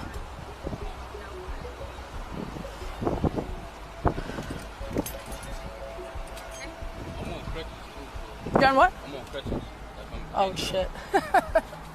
Was it your leg? Yeah, I got shot 2012. You got shot 2 weeks ago? 2012. Oh, in 2012? Yeah. Oh, you were able. Take your time. Yeah, it's not. Knew that was coming. Knew that was coming. Knew it. Knew that was coming. Watch out here. Sorry. All right.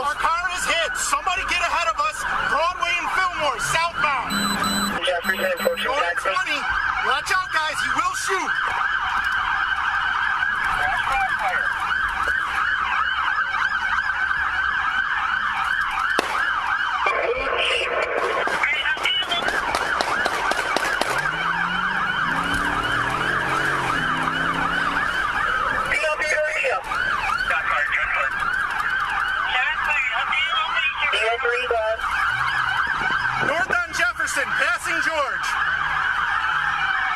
Jefferson and George, northbound. Tell that unmarked to be careful, he's gonna shoot at him. Unmarked, be careful. After an intense chase, Officer Nagy performed a pit maneuver to take down the suspect's car. But instead of dealing with the situation smartly, all the cops went full psycho on the suspect, shooting bullets from every angle.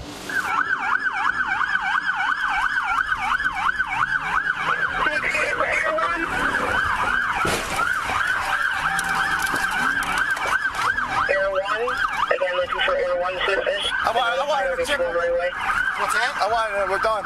Let me just 5 more rounds. Still shooting. Still shooting. Airport radio. Airport radio.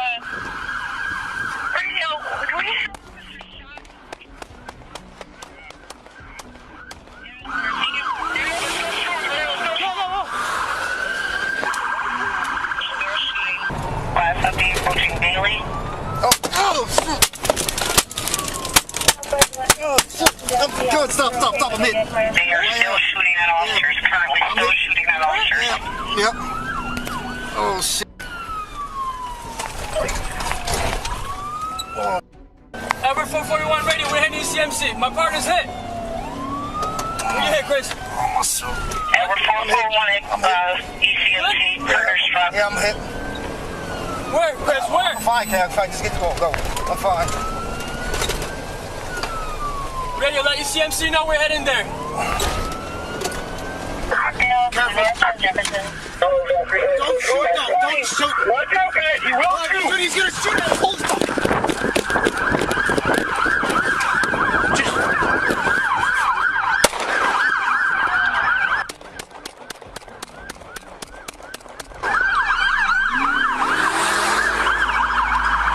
Despite the officer's warning, other officers kept shooting, causing the suspect to counterattack in return. While it is understandable that the officers had reason to shoot back at the suspect, if they could have had self-control, the situation could have ended differently. But unfortunately, things went the worst possible way they could have.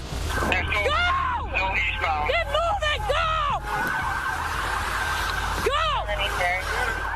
Let's get cover. Radio was still eastbound. Fucking the cars are right behind us. Fillmore, speed is 20. Fillmore, heads up on Fillmore.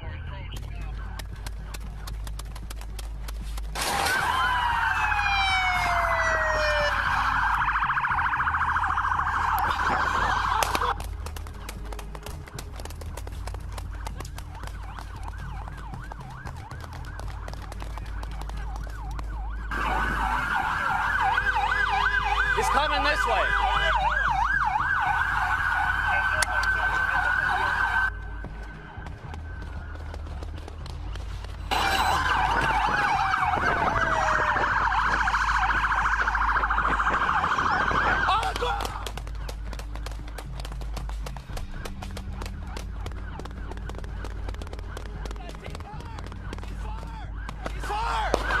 Ceasefire!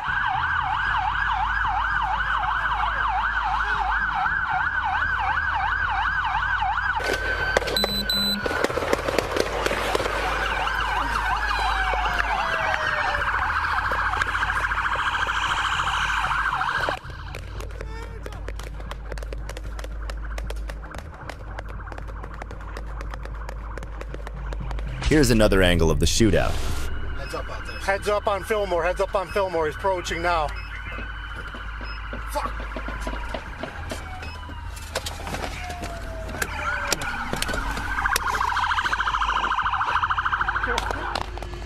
Next up, we'll see what happens when an officer underestimates the power of citizen journalism. On May 11th, 2024, a famous auditor named Justin, who has a YouTube channel called The Random Patriot, posted a video in which he visited the City Hall in Sherwood. Justin had already visited the place before and was terribly harassed. This time, they were prepared.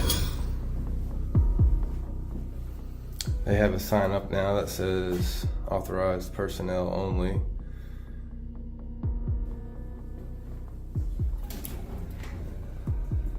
How are you? What's up, brother? Nothing much, you? Oh, not too much. You come and talk to me? No, actually, I am wondering what you're doing, but I don't really need to talk to you. Oh, okay. So you did, what'd you come in here for then? I was actually coming to get some water. Oh, hell yeah. All right, cool.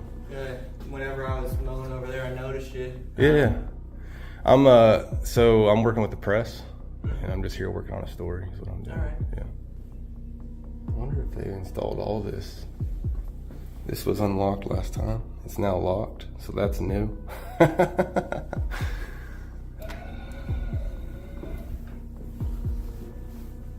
She's shutting her blinds now. After going through the city halls and realizing that he was completely shut off, Justin decided to visit the Sherwood Police Department, and there, Justin met an old friend, and the discussion they had will leave you in awe. You guys have any dash cams at all? Is it all No. cruisers? It's just... Yeah, it's like these older ones don't have it. One of the things I'm picking up is I was trying to find, is there a policy on when you can pull someone over? Like if you have a camera, or if you don't have a camera, can you pull somebody over for a normal traffic stop? Let me Oh, sure. I had to reload. So, yeah.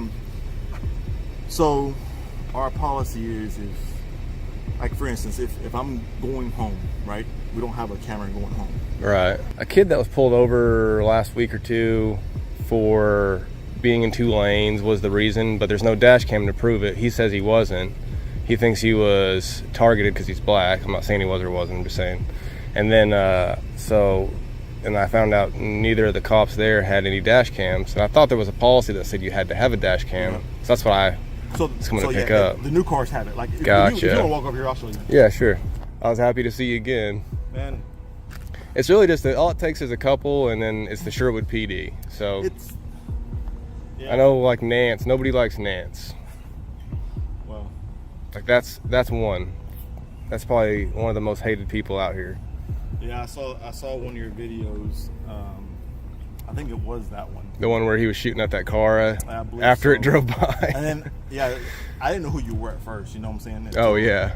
They told me, and I was like, okay. But you've honestly made some changes. Cool. Good changes. Like what? So, of course, no one knows about the first audit, right? Yeah. First audit. Right. So, other agencies started having trainings for those things, and then as soon as you started coming around, of course, we picked up trainings and started educating people who don't know. There's guidelines and there's stuff that you got to go with, and I think it gets lost in the wind a lot of the time. In like, is it even talked about when you were in the academy?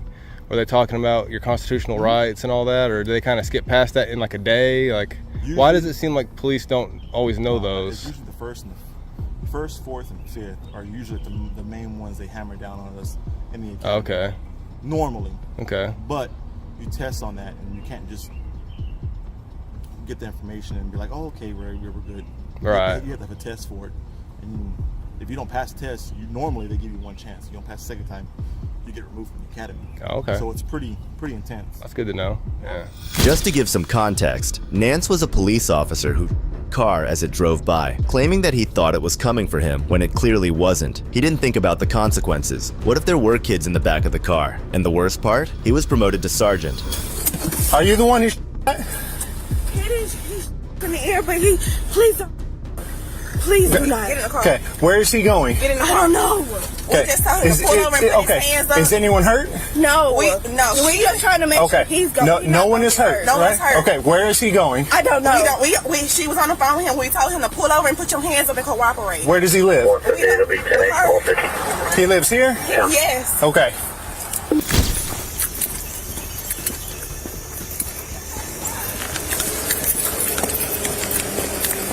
Stop the car! Stop the car! Stop the car!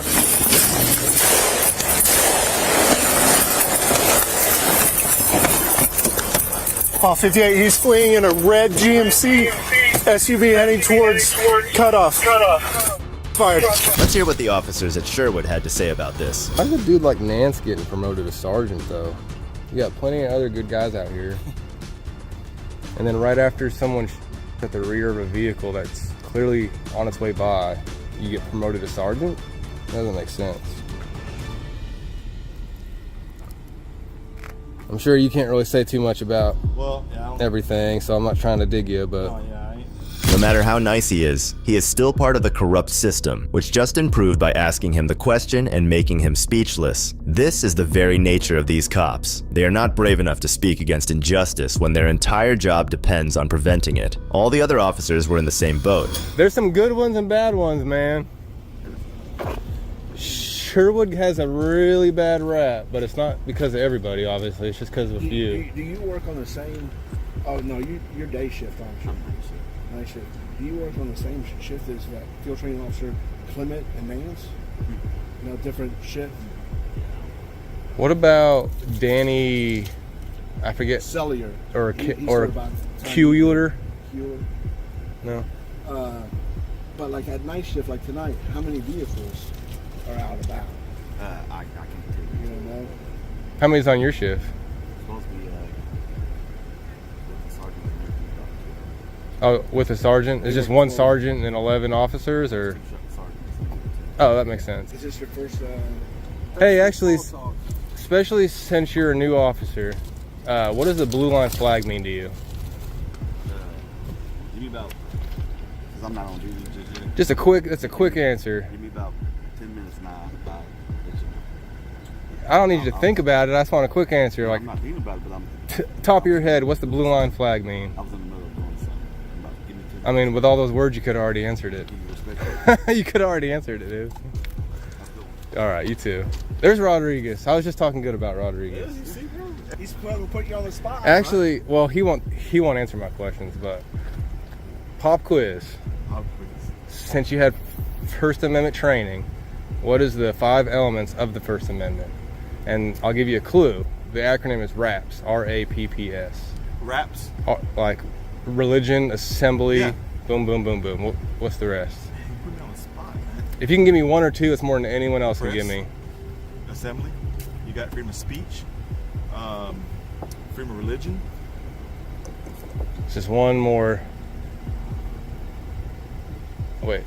Religion, assembly. Oh, yeah. Oh, and peacefully assemble. Oh, that's assembly. But petition. You have the right to petition for... If I had the right... You got it, dude. That was good. These officers are good-hearted, but they desperately lack the proper training. Next, Justin puts one of the officers on the spot again, and this time, things get a little uncomfortable. Can I ask you a question? Just ride along with this. What would you have done? Let's say you were an officer responding to where Nance's car that had already driven by. I've been here. Would you 8 years. have spoken up and been like, "That's not right"? I wasn't there. Well, if you were, because that's the thing is, you're like, well, what you just said was, it happens more than we think. That's why I can't get in a profession like you, because I don't mind. Because you know, I don't mind ratting someone out. Well, here's the thing. I wasn't there. I don't know what happened. You won't cross that blue line. You won't cross it. When the video shows it all. And that's The what blue I- line's more important than your own conscience, and that's So what's a sad. A lot of those videos we don't even watch. Well, you did watch the Nance one. You told me you did. So if you were there, this dude shot at someone that drove by. I know, but I'm not supervisor. I can't make a determination. And that's why people don't trust police, is because you're not willing to be a human being I tell you what, there's a good and admit I the don't know if truth. You've seen it, Justin. There's a good So what is the thing with the police department on YouTube? It's about a man. Oh, my bad. Her sergeant was beating this guy. And, Oh yeah. And It's with the one who grabbed him by the neck. Yeah. Yes, I Yeah. saw. Yeah. Okay. Yeah, That was he it. don't have no business being a cop, and I bet you, no offense, Rodriguez, but I See, bet what you we- know what that woman did. Well, when I say, There's well, plenty of jobs out there. so that's my whole point is My job and my career is more my important name. is more important than you. No. What do you mean? I'm talking about the incident where that girl got choked by the neck. Yeah, by that cop. Yeah. Nance, hold on a second. So whenever Nance, he does something like that, every single cop up here in this entire department needs to stand up and say, no, we are not listening to a damn thing that someone like that is going to have to say to us. Everyone up here needs to stand up and cross that blue line and take it seriously. Notice how the officers start weaseling out as soon as their jobs and careers are threatened? This is the thing. They don't care about the truth nearly as much as they need to. Dude, he acted nice. Do not trust that dude. No, literally all I did, okay, everything I asked him, I'm learning he was just lying to me. And I literally asked, hey, do you know Rodriguez? And he's like, I don't think so. I might have heard of him. Dude, he's literally here to... So, what a piece of crap, Ted. See, that's what I'm talking about. And that's who's... and he's a cop of Sherwood. Perfect answer. You couldn't answer that better. You couldn't answer that better. All right, thanks, dude. Hey. I gotta put a face with the name. All right, you ready to answer the question? Why are you being like that, Thompson? And why'd you act like you didn't know who Rodriguez was? You're a bad cop already. Thompson, bad cop already. You suck, Thompson. I'm breaking the law. State law. Yeah, well, what's funny is, like, honestly, he's got a license plate cover on his license plate. Yeah. Oh. You can't have a covering on your license plate in Arkansas. Well, that hinders the reflection of the plate. And it is covering up the fact that it's public property. And then on top of it, and like, this is crap I don't give a shit about, but if you got a tint reader out here, not one of these cars would pass Arkansas law. Justin exposes them again. These cops are so confident in their lies that it takes an expert to see through their facade. Oh, they do. I'll test it mine. What is it? My percentage? Yeah. It's passing. What's passing? Pop quiz. 25% driver window, passenger window, 10% rear window. And your front's passing 25? That looks dark. Because I tested it myself and I got it. Sure. Really? That's 25? That looks like 15 at best. You got a tester on you? I really do. Like, I'm not trying to get anyone. I don't give a crap. I'm just curious.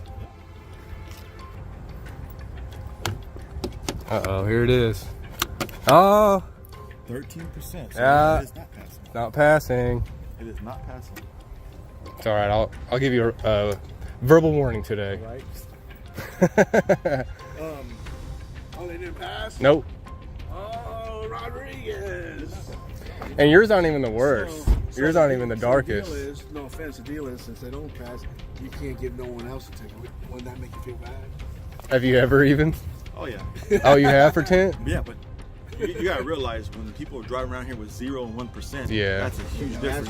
This officer might not be fully corrupt as he seems like a reasonable guy, but you can see the effect of staying in a corrupt system through his behavior. Thanks to Justin for exposing these cops and letting them know some people can see right through their manipulative tactics. If you think these officers were manipulative, then wait until you see this next one, where the lieutenant got owned for messing with the wrong person. You don't want to come for me. I ain't coming for nobody. You're coming for Tell you me. right now. On June 10th, 2024, Justin from the Random Patriot posted another video. This time, he was visiting Pine Bluff, Arkansas. Pine Bluff had been declared one of the fastest declining cities in the country, and when the YouTuber arrived there, it became obvious why. No, thank you. I'm just here to document the building. I'm an independent journalist just working on a story.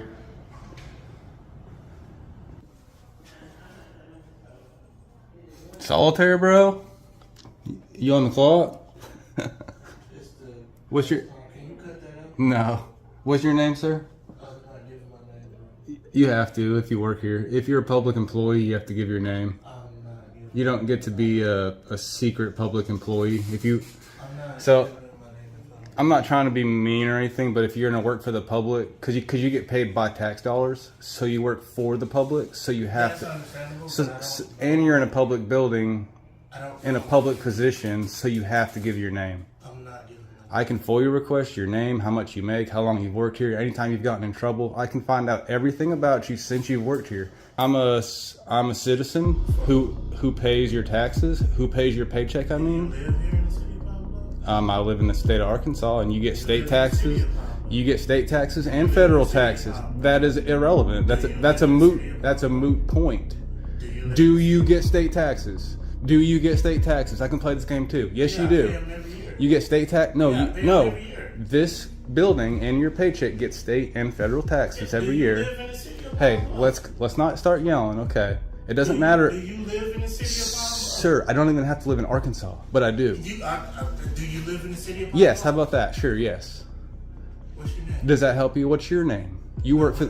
I'm a private citizen. You're a public employee. What's your If you're name? a private citizen of the city of Pine Bluff, I should be able to find your name on that. Just look at the disastrous situation of that guy. He gets paid because of the taxpayer money, and this is how he treats a citizen? And Justin said nothing wrong here. He was just putting him on the spot for wasting his time playing games on the PC. But this is just the beginning. The chief of staff want to know what is you doing this for? I'm an independent journalist. He's an independent journalist. Just working on a story here in Pine Bluff. Working on a story here in Pine Bluff. What's the story? I can't disclose that right now. He can't disclose that right now. Okay, she said you're gonna have to leave then. I don't have to leave. If you want to call the police down here, that might I'm sorry. that might help us. Oh, so what's your name then? So you don't know the First Amendment?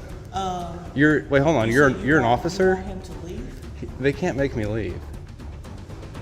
What I'm doing is a constitutionally protected activity. You might want to tell them what I'm doing is constitutionally protected.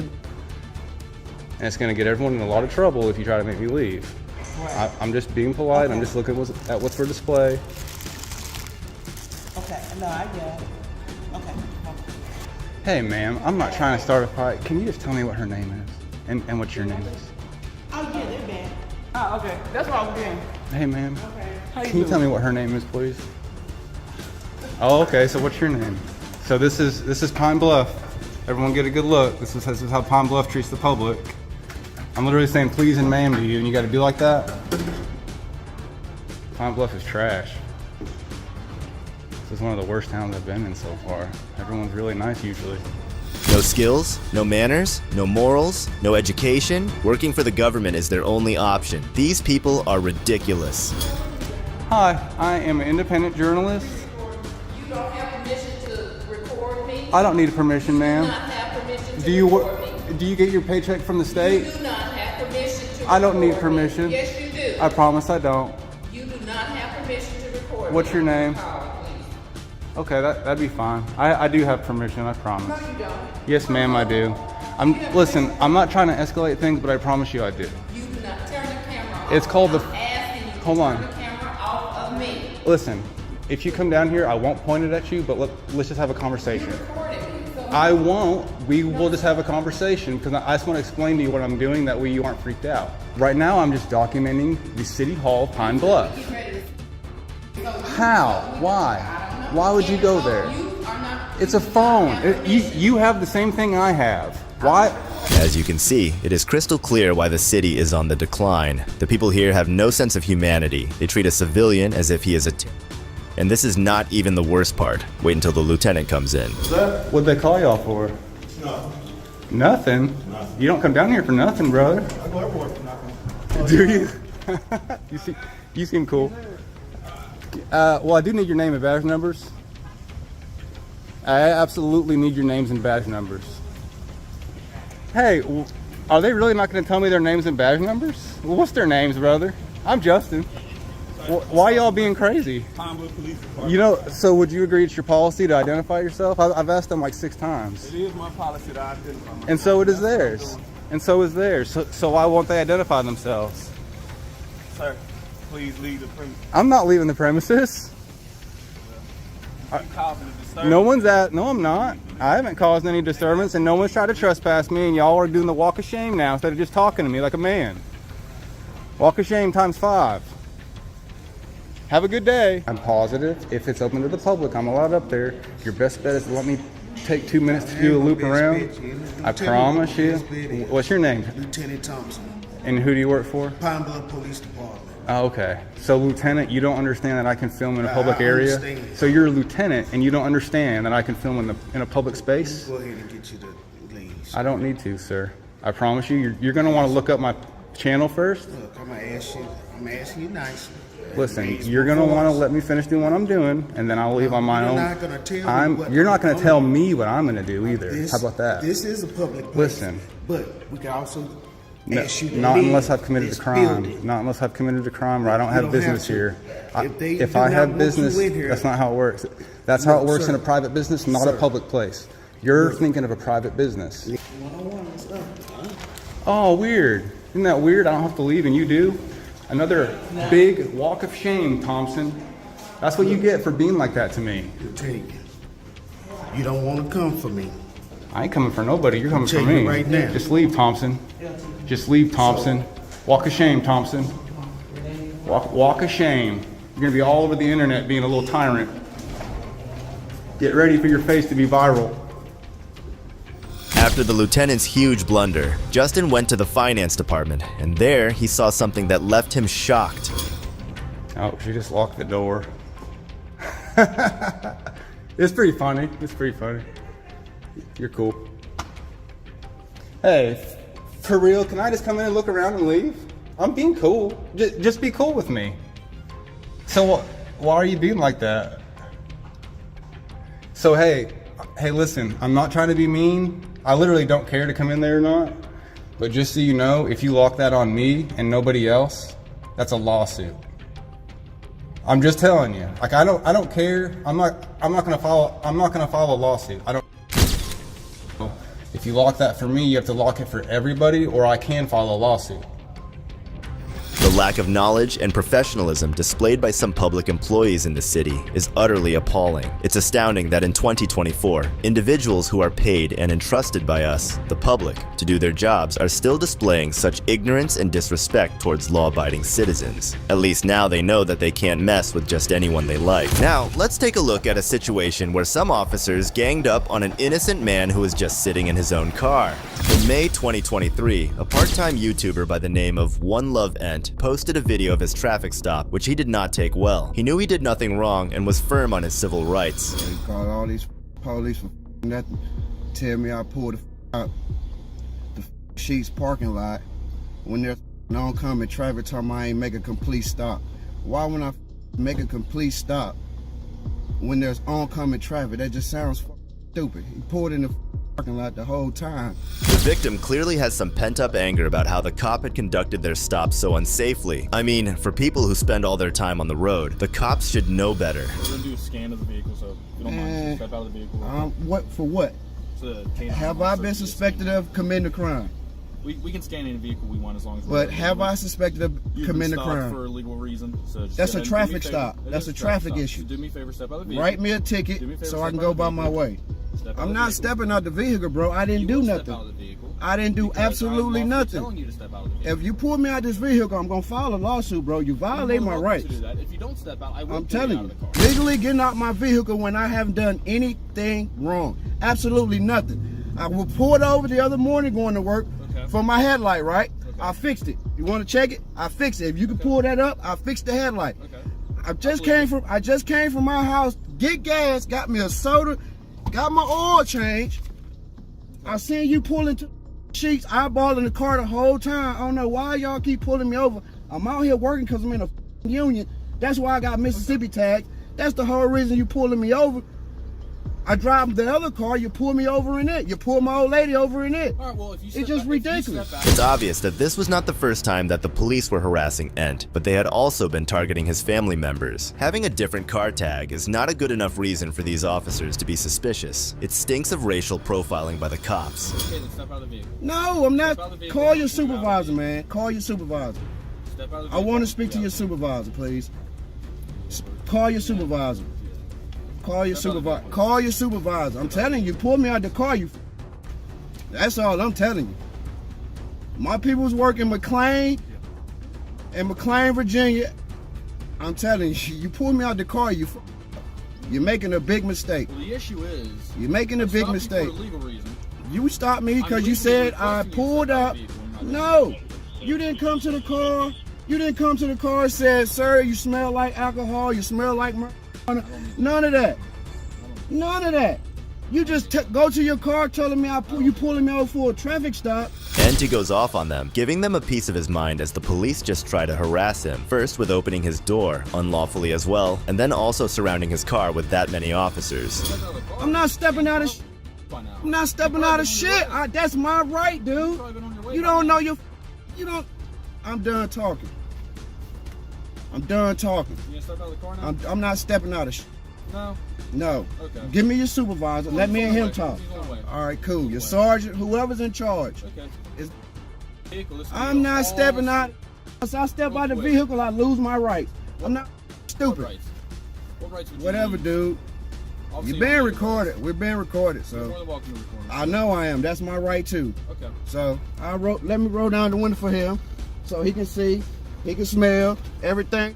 This is my work vehicle. You see my fishing poles? I like to fish. We've been fishing. I'm about to go buy me soon. Yeah, look in there. Ain't nothing in here but work. A final warning call is given to the officers, along with a very clear request to talk to someone on a higher authority. This, combined with him recording, was a very smart move that kept him safe. Let me roll down the window for him so he can see, he can smell, everything's clean. This is my work vehicle. You see my fishing poles? I like to fish. We've been fishing. I'm about to go buy me a boat soon. We're in the wrong button, buddy. Yeah, look in there. Ain't nothing in here but work tools, fishing poles, a battery from my truck that I just sold, charge it up for this guy. That's it. I don't do nothing.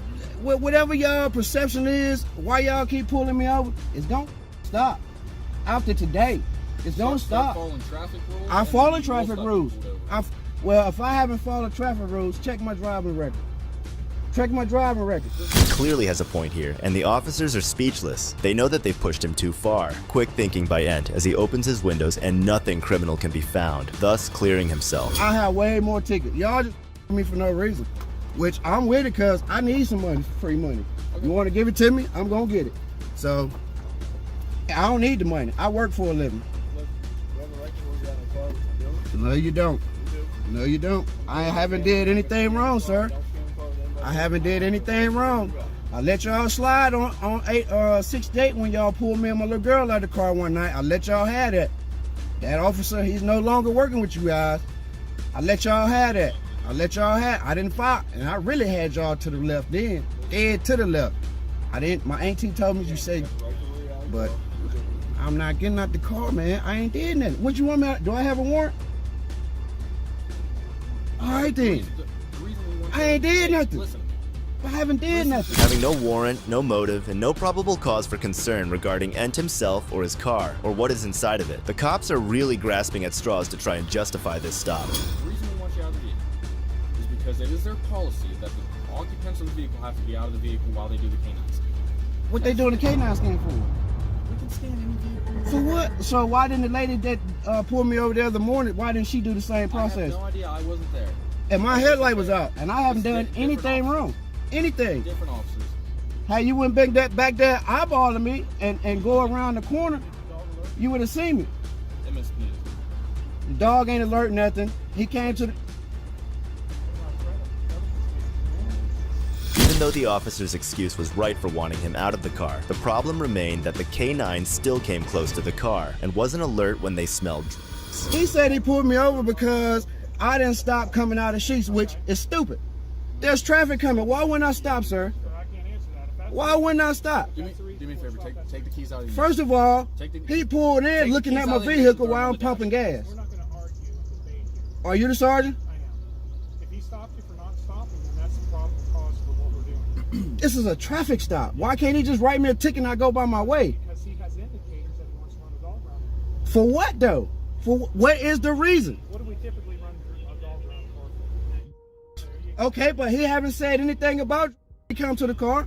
He never said once he suspected me doing anything, sir. Why is it necessary Nothing. for us to argue about this? It's not if you have nothing in because if I'm telling you I haven't done anything wrong and he's saying that I have, it's his word against mine. Okay. I haven't done anything. Despite the sergeant arriving in the horde gathering, he just turned out to be as spineless as the rest of the... Let them do their job here, and you can go about your business. They can scan the car around. I'm not getting out though. Once the dog alerts, it ain't gonna alert. Well, that you just automatically saying the dog's gonna alert. That's what you're saying. You on camera. I said if. No, you're pretty much telling me that. I said if the dog alerts. That's like you're pretty much saying. What up? You just telling me what you're gonna do. Whether or wait, it don't matter what y'all do, man. There's nothing in the vehicle. Can you at least turn your ignition off for me? There's nothing in the vehicle, so you're just gonna want to violate my rights. You have nothing to worry about. Go ahead and violate them. Yes, it is. You just gonna violate the right. You can open the back door and let them in if you want. And, clearly not afraid of the officers finding anything, consents to the dog searching whilst he's in the car. The man just knows how to use his rights properly. What reason? I don't know. Didn't say anything about nothing when he pulled me over, but all of a sudden he want me out of my vehicle to search my car when I have done anything wrong. This is America. This is bull. They gonna violate me like this. I'm a taxpaying citizen. This is what we gotta deal with in America. I shouldn't have to go through this. Shouldn't have to go through it. I didn't go to work because I was today. Went and got blood done, got my oil changed, and now I have to deal with some shit like this. Cumberland PD. No wonder they got the petition out on that officer, whoever he is. There's gonna be some more. Some lawsuit coming. Free money. By the way, sir, I've been fishing at Jennings, Randolph Lake. How's it been? I catching some big bass. I'm about to go buy me a boat here shortly, soon as y'all let me go. As the cops were busy finding nothing in his car, Ent gave them a lecture and maybe made them realize who pays their salaries with the tax money. K9 guy? Yep. I just scanned the vehicle. He alerted, didn't he? No. Yeah, because obviously now, because I mentioned he didn't. It's bull, man. Nothing against you personally. Nothing at all. It's just the way y'all treat people out here for absolutely nothing is ridiculous. And it has nothing to do with you personally. Be careful. You got a bus coming through. What's your name, sir? Baluch, B-A-L-U-C-H. He's been cool. You can finish what you was telling me. Sorry. Cut you off, bro. So like I said, dog didn't alert to the vehicle, but I always interview anybody after I scan whether the dog alerts or not. Yeah. Just because I want to make sure the dog's doing what he's supposed to. So there's never been any drug, nothing like that? No. All right.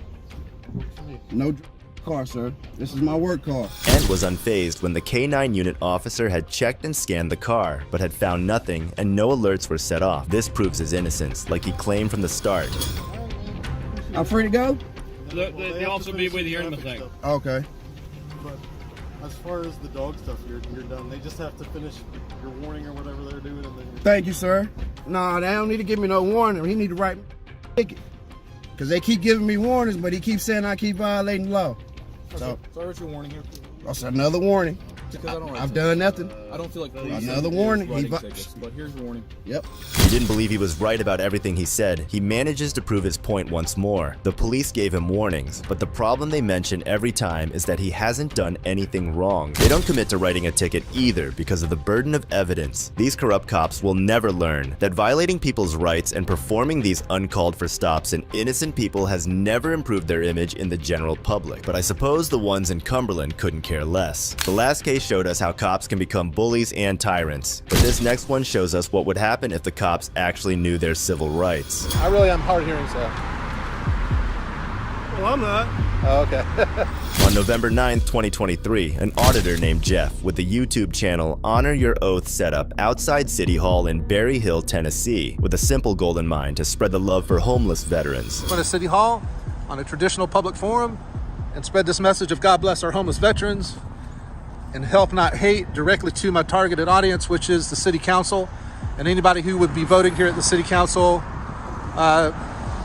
passing ordinances or laws that would be directly affecting our homeless population, specifically our homeless vets, either positively or negatively. So this message would hopefully encourage them to be compassionate to our homeless veterans, the City Council. So this is the city of Berry Hill, Tennessee. Jeff decides to go inside City Hall and record audio to have a chat with the front desk and let them know about what he's doing on the sidewalk. Hey guys. Hey, thank you for letting me use the restroom. I'm just going to be out in front of the City Hall for about 30 minutes or so, and then I'll be on my way. We have to get a vendor license for you to do it. Oh, okay. You have to, it doesn't cost anything. Or who are you? Is it just you individually? Yeah, just me. We actually don't allow solicitation in Berry Hill. Okay, yeah, I'll just be out here for 30 minutes or so. We don't allow that here in All Berry right. Hill. If you go across Thompson Lake. I wasn't asking permission. I was just letting you know.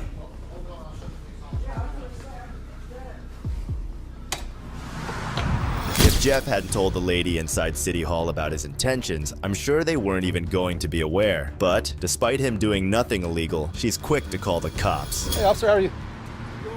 Not much. I'm sorry, I can't hear you. How you doing? I'm good, how are you? What can we help you with? No, nothing. I'm good. You good? Yes, sir. You're Officer Carter? Yes. All right, my name's Jeff. How you doing? Jeff, we don't allow soliciting here. Soliciting is a civil right. What's that? Soliciting is a civil right protected by the First Amendment.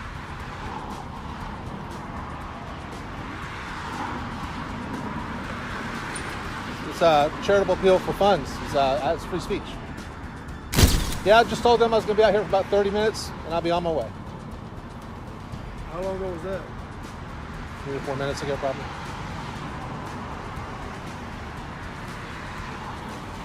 All right. I'm hard of hearing. I really am hard of hearing, so.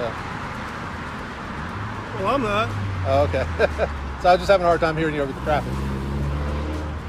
Officer Carter here turned out to be a real prick towards Jeff. As Jeff tells him he's hard of hearing, but Carter couldn't care less and replies sarcastically. Well, it's a lot of traffic out here, and I'm able to spread the message directly to people coming and going from City Hall. At this point, another officer arrives on the scene and is filled in on Jeff's plans. Yeah, man, I'm not hurting anybody. I'm not causing any problems. Just out here doing this the day before Veterans Day, spreading this message. God bless the homeless vets. I got you. I mean, you got the right to do that, but did you sign up with the City Hall to do the peaceful protest? I'm not required to do that. With us, you are. According to the First Amendment, I'm not. Constitution. So. Yeah, I went to use the restroom, and I thanked them for using the restroom. Then I said, I'd just be out here for about 30 minutes. They said, you need to get a permit or something like that. Yeah, the permit with us. And I was like, well, I'm not asking for permission. I've already got that from the Constitution.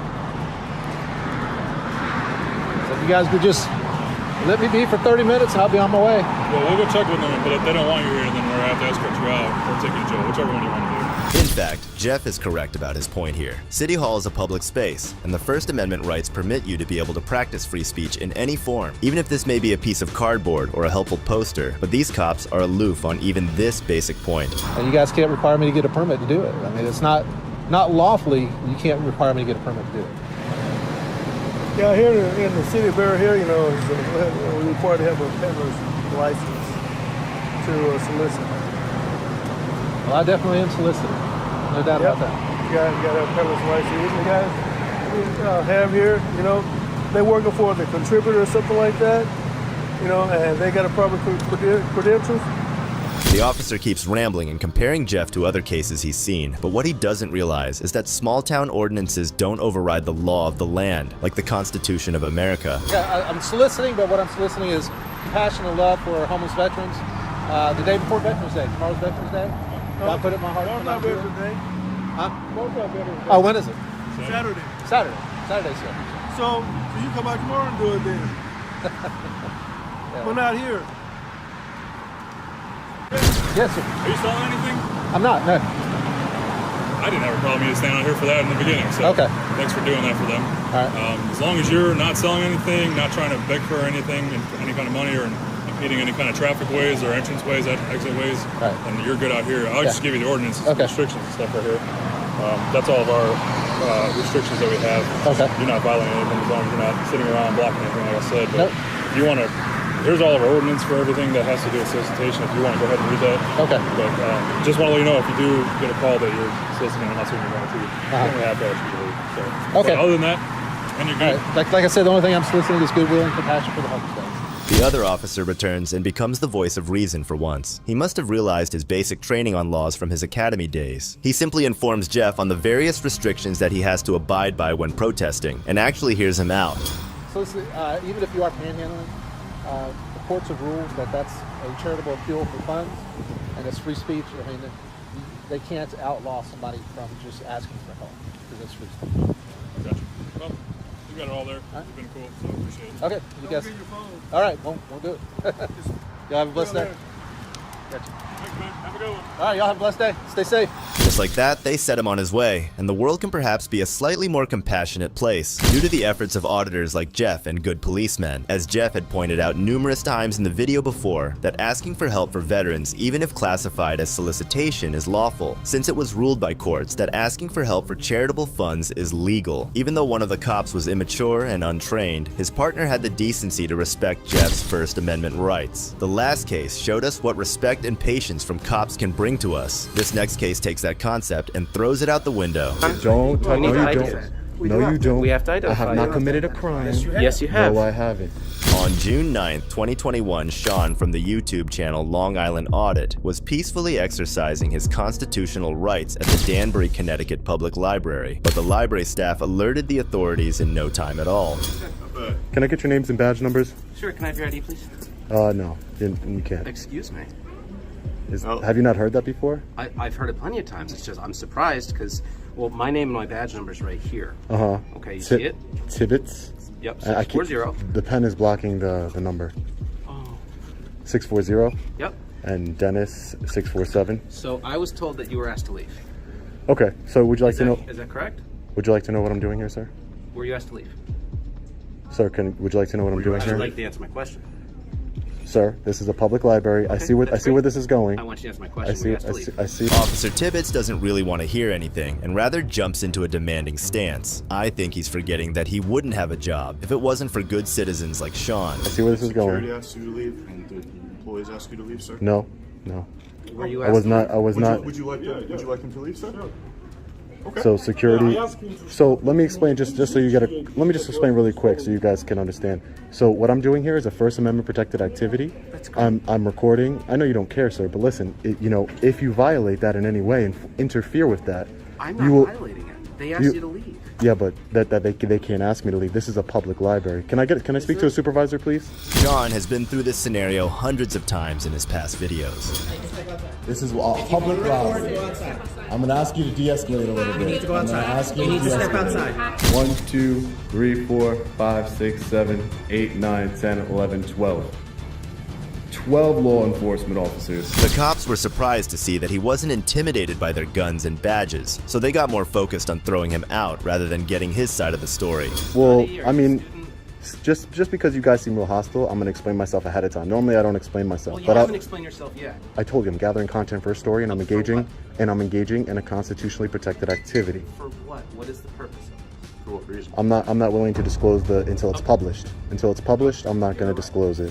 Videotaping in a public place is allowed by the Constitution of America, which comes above any local policy or ordinance. Usually, in many of Sean's interactions, the people at the public place never complain about him recording. It's just the corrupt security and cops. I would go up to somebody and say, listen, do you feel uncomfortable or uncomfortable? If they're uncomfortable, you're breaching their peace. No, that's not true. Oh, okay. You can't. Yes, I do. More than you, for sure.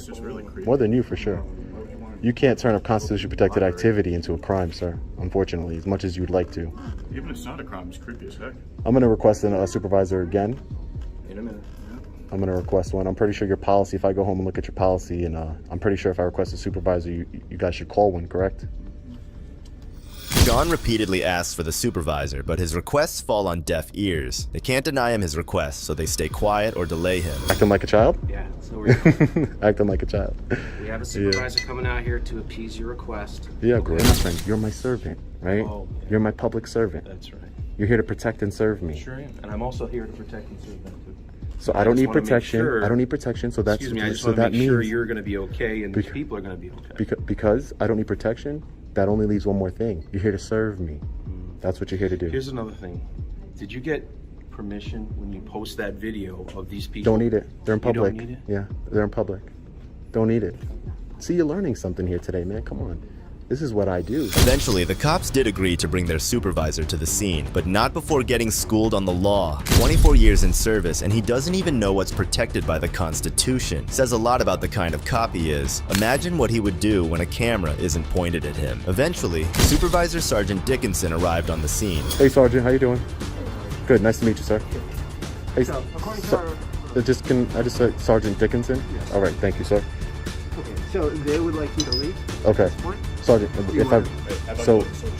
okay. How about you mind your business? Are you gonna leave? Hold on. Are you gonna leave? Yes or no? If I don't leave, will I be arrested? Yes, you're trespassing. Okay, I'm gonna leave then, because you're under threat of arrest. That's correct, yes. Under threat of arrest. I'm going to leave. And no, you do not. Well, don't touch me. Don't touch. No, you don't. No, you don't. I have not committed a crime. Yes, you have. No, I haven't. Listen, man, you're touching me. They asked you to leave. And I'm leaving under threat of arrest. Okay. You're refusing to provide identification to us. We need because I haven't committed a crime. Seems like the total hierarchy of this police department is in shambles. Go ahead. And don't touch me again, man. Seriously. Listen, we tell you not to go anywhere, you don't go nowhere. You understand? Don't touch me. Don't touch me. Do you understand that, though? I'm telling. Do you understand that I told you not to touch me? Do you understand that? Don't touch me. You don't leave until we say so. Don't touch me. Nobody's scared of you, Tibbetts. No one's supposed to be scared of me. I'm talking over you because you keep yapping. Okay. You're not listening. You're here to sit here and preach about everything. You know the law. I do. You don't even know what simple trespass is. I do. I do know the law. Unfortunately, more than you. I'm sorry. Okay. I'm sorry that I know the law more than you. It's very sad. You're sad. Okay. Yeah, you really are. This is pathetic. Stop. Listen. Come on, man. There's You're gonna talk to me now. Sergeant Tibbetts kept trying to escalate the situation by getting all up in Sean's face. Cops try this tactic to get a reaction out of the suspect so they have a reason to get hands-on. Luckily, Sean's calm demeanor was a thorn in his side. And under certain circumstances, the library administration or designee, the gentleman right there, with the assistance or advice of the law enforcement authorities as necessary, may make decisions to remove or exclude individuals with or without warning who interrupt normal library operations by behaving in a disruptive or inappropriate manner towards customers or staff. So you seem like a No, you know, you seem like a good guy. You're trying to work with me, but I'm letting you know that this is It needs to produce ID. This is what I do, sir. This is what I do. I've been to plenty of libraries. I've been to plenty of post offices, plenty of public. So You're. produce ID? Can I please speak to the sergeant? Please, I'm talking to the sergeant. Oh, my bad. So, like I said, sir, I'm engaging in a constitutionally protected activity. So that's not committing a crime. That's the exact opposite. Because I'm exercising my rights that the Constitution gave me. I'm not disturbing anything, sir. Okay, so you had your say. Okay. If you give me a lawful order, I will comply. The gentleman already asked you to leave. Okay, I'm trying to give you the benefit of the doubt. We have to identify you because after that, if you continue to come in here, then we would have to. They're going to officially trespass you. They need your ID to give you a letter to officially trespass you from So, the city. what I'm asking? Okay. So what I'm asking at this point is Yeah. you may leave with a verbal warning. Even though momentarily the supervisor was being reasonable with Sean, the other officers were itching to put cuffs around Sean and call it a day. Here you go. Cool. Great. Have a nice day. Get out. Where's my trespass? Where's my trespass warning? They'll send it to you in the mail. After a bit of back and forth, Sean eventually agreed to leave under the threat of arrest. If you didn't have that badge and you touched me? If you didn't have that badge and you touched me? What is that? What are you trying to say? Don't touch me. What are you trying to say? Because if you didn't have, you touched me. What are you trying to say? I'm trying to leave. You're trying to Just leave. go. when I Just go. I'm trying to leave. Just go, because it's not good for you. It's not good for me. It's not good for you. I'm going. Go. I'm going. Bye. I'm going. I'm going. You lose your temper, I'm you going. start threatening officers. I'm not threatening. You're a douchebag. go. You're a douchebag. Yup. Is that against the law? I'm going. I'm going off the property right now. According to the American Economic Journal, local governments spend over $12 billion annually funding the operation of 15,427 public libraries in the United States, just so civilians like Sean can be kicked out for exercising their rights. It's public. You don't get it? This is what you think. No, it's not. So because it's public, there's no laws or rules in anywhere? You No. can just do whatever you want? No, that's not true. So they have a law that says what you're doing was wrong. They have so a would like you to leave. policy. They have a policy.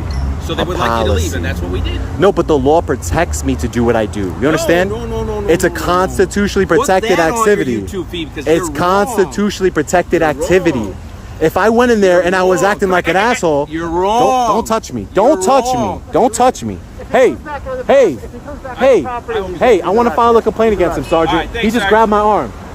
Sergeant, he just grabbed my arm. I want to file a complaint. Sergeant. Sean filed a notice of intent to sue the city clerk and filed formal complaints against all tyrants involved, and the result of that came soon after. In Sean's words, you don't always have to get arrested to bring change, and he's a living example of that. Interactions like these give us all hope to stand against tyrants. But this last chief is the most unbearable of them all. On August 26, 2022, a couple of Molina police officers were on their routine patrol when they observed a car with tinted windows and an unregistered tag. The officers pulled the car over, but they had no idea that the driver was Zebulon's police chief Jonathan Hemphill, who was about to go on a power trip.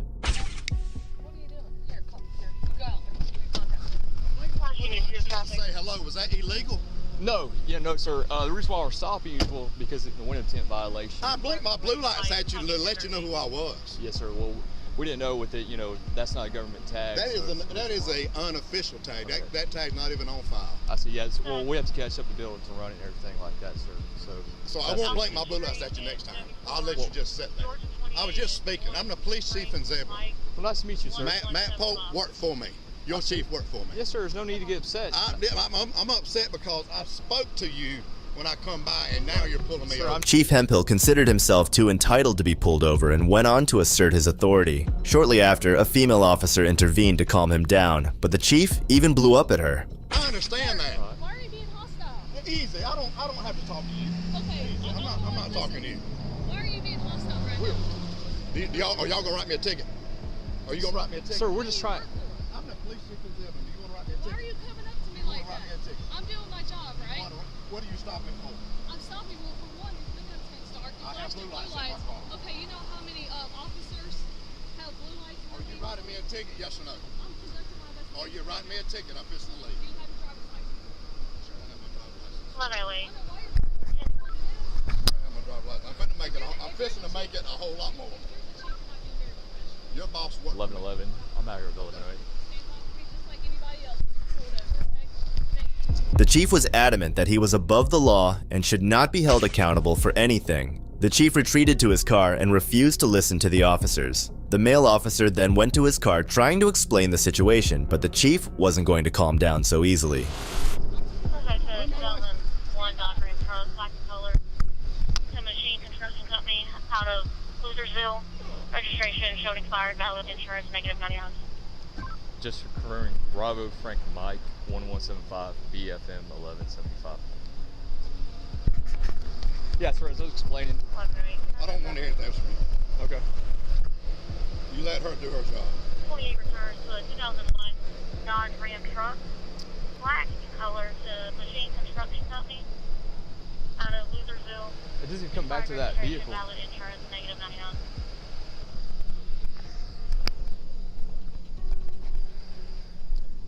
Below 11. Make sure you're recording. Yeah. What? She's about bringing your driver's license back up. That's fine. Yeah. First when we ran the tag, it came back to like a Dodge Ram, so we're just confirming it's not. Yes, sir. It's a ghost tag. Yes, sir. We're making sure. Sure. Yes, sir. Yeah, we're just. You must have run it wrong. You must have run it wrong because you wouldn't come back to a Dodge Ram. We were confirmed it. They let us know and everything. So it's still coming back to a Dodge Ram now? Sir, can I ask why you're so upset? Is it still coming back to a Dodge Ram now? No, we got it fixed. Why are you so upset? No, you didn't fix it. Is it still coming back to a Dodge Ram right now? No, it came back 905. That's right, because you run it wrong. Sir. Somebody run it wrong. Either you did or they did. Chief Hemphill's anger was unjustifiable, as he could have chosen to de-escalate the situation more effectively. He even tried to intimidate the officers, claiming he was calling their chief. Okay, I got your chief on the phone right now. That's fine. That's fine. That's fine. Can you calm down for us, please? I appreciate your service. I appreciate your service. All right. I'm just saying, I spoke to you guys. I didn't have to do that. I could have eased on by y'all. I appreciate the job y'all out here doing. Chief, I'm trying to be respectful with you. I understand that. I understand. I'm not raising my voice or nothing at you, right? I understand. All right, let's. But I'm trying to tell you, the only thing I done wrong was spoke. Y'all never would have pulled me over if I hadn't flicked my blue lights. No, sir. No, we were going to pull you. Actually, I'm not going to lie to you. I'm telling you straight up. Okay. All right. But like I said, there's people out here impersonating police officer with blue lights. Or you threw she threw my license. If she is getting them for me, she'll bring it to you, sir. Okay. Well, that's fine. I'm just trying to. I'm trying to talk with you. I don't want to talk anymore about it. All righty.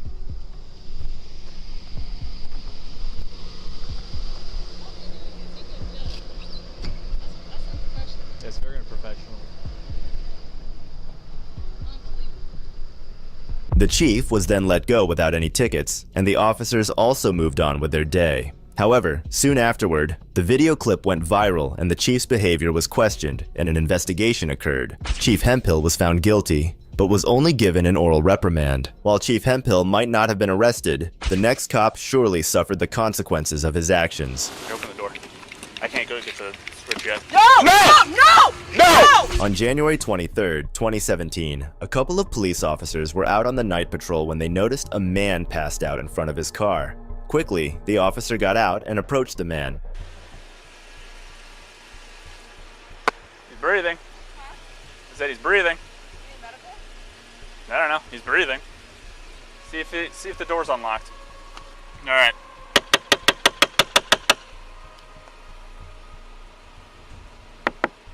Police! Open the window.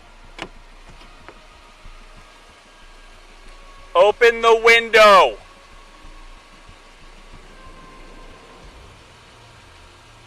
Sir, open the window.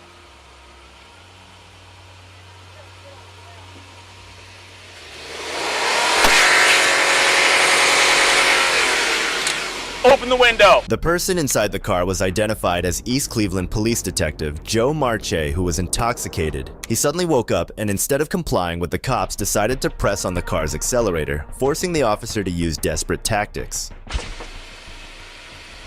Stop! Stop!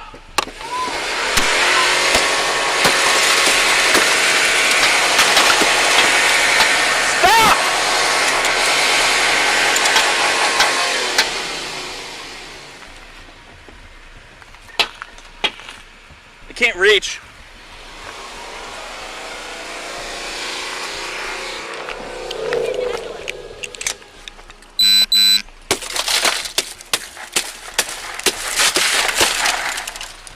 Stop now!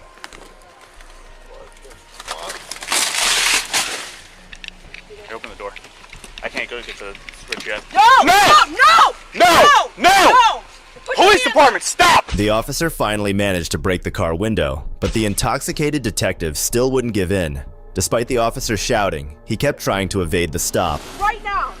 Put your hands up! Put your hands up! Put your hands up!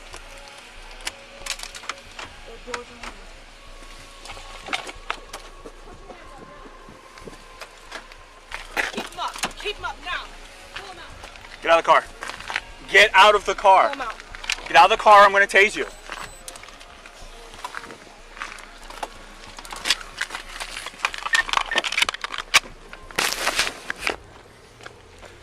The officers finally managed to put an end to this erratic behavior as they arrested Marche, who was too drunk to even complete a sentence. Do you have any weapons on you, sir?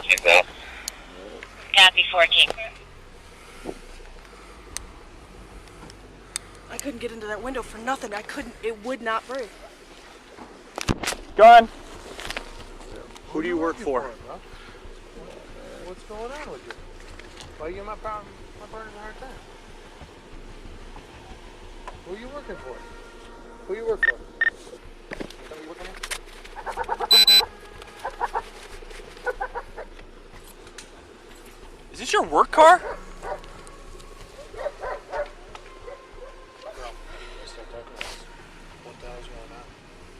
Oh. Put me in the car. All right, you're under arrest for operating a vehicle under the influence. You have the right to remain silent. Anything you say can really be against you in court of law. The officers proceeded to search Marche and his car and discovered that he had a loaded automatic gun inside his car. Seeing his terrible condition, the officers proceeded to arrest him and made him sit in the back of their police car.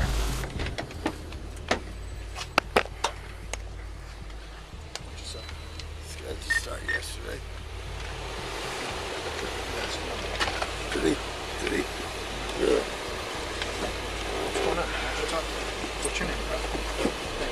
My name's Truso. Brad. What's your name? All right.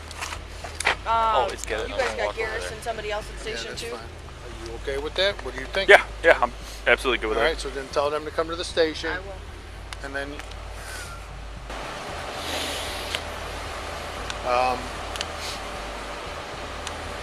go from there.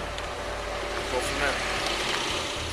Sometime later, multiple officers arrived on the scene, and eventually, Marche was transported to the police station where he had to undergo a breath test. All right. You mean calm out? We're gonna be calm, dude. Come on, don't go getting all crazy on me, please. All right.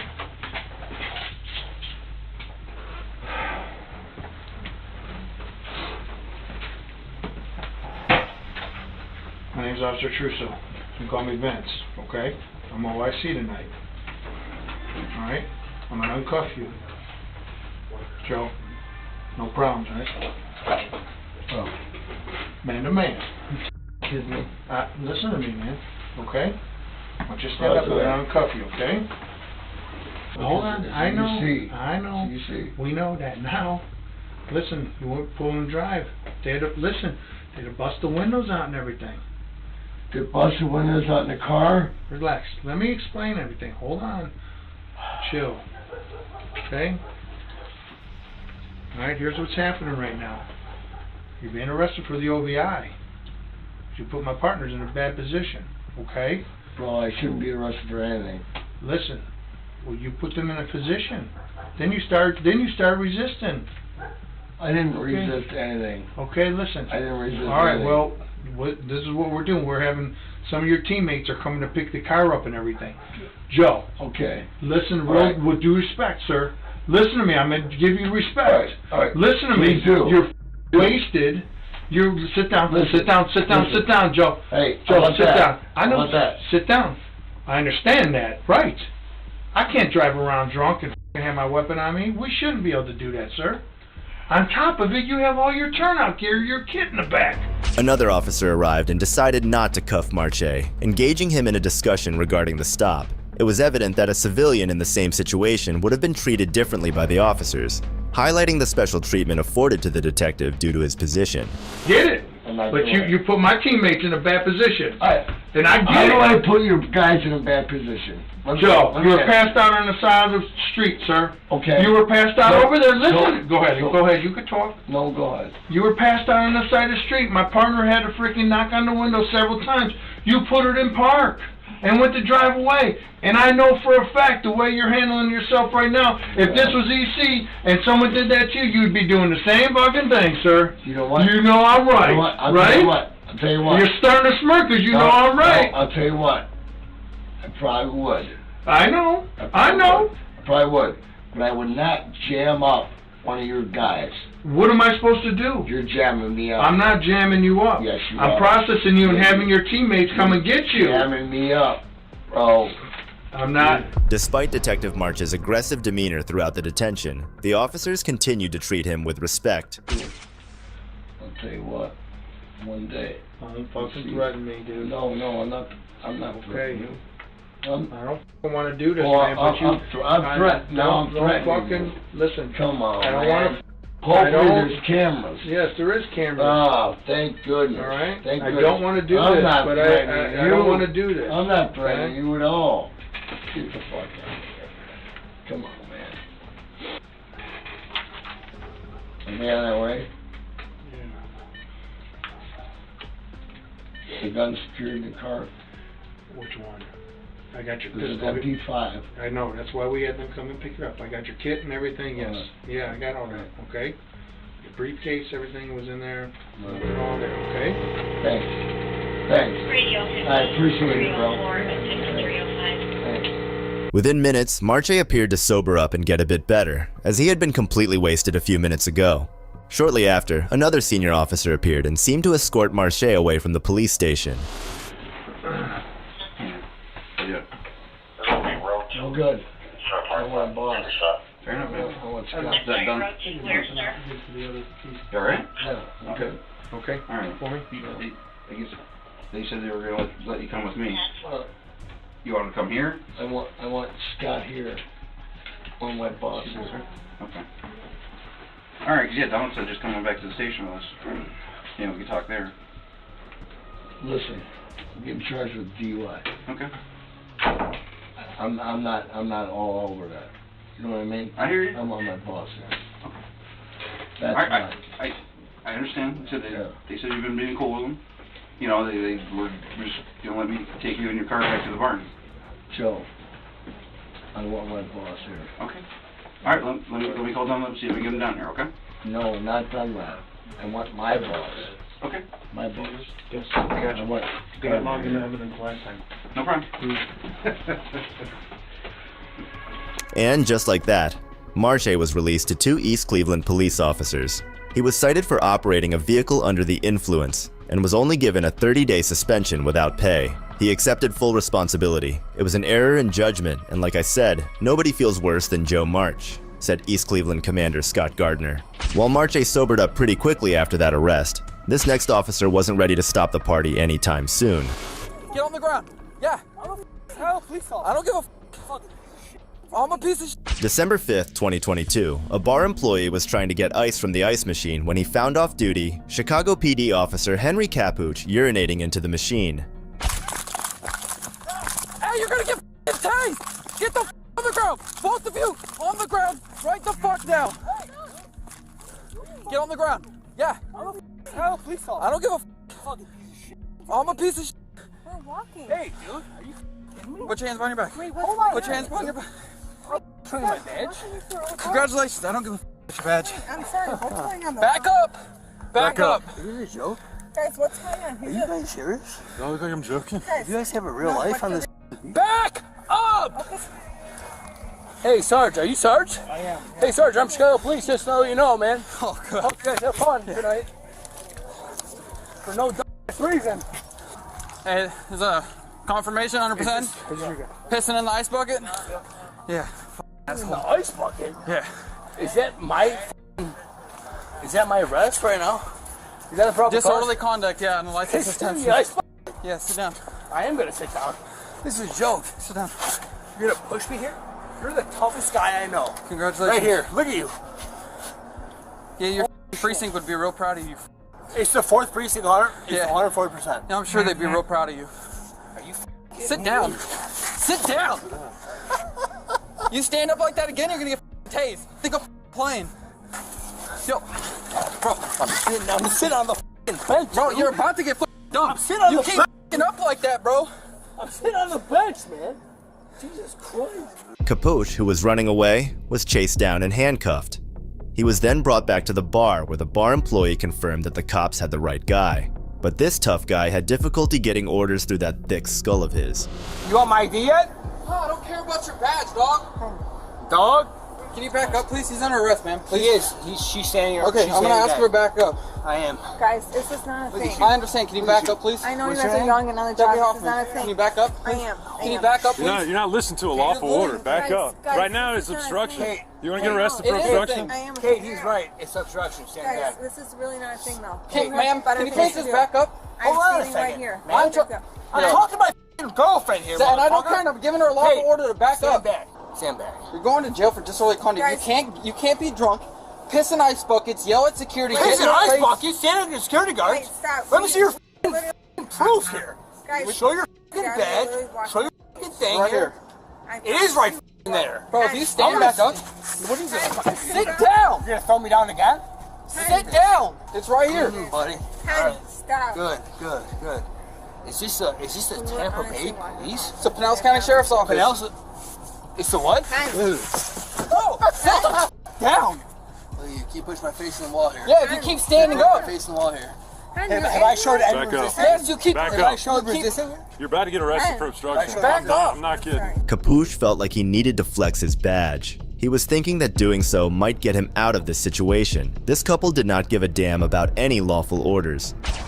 I don't believe your bro. I think you just drank too much alcohol and made bad decisions tonight. 100%. Yeah. Stop, Henry. I hate doing this to people that are wear the same uniform. When you make stupid decisions, this is what we have to do. You're not helping matters.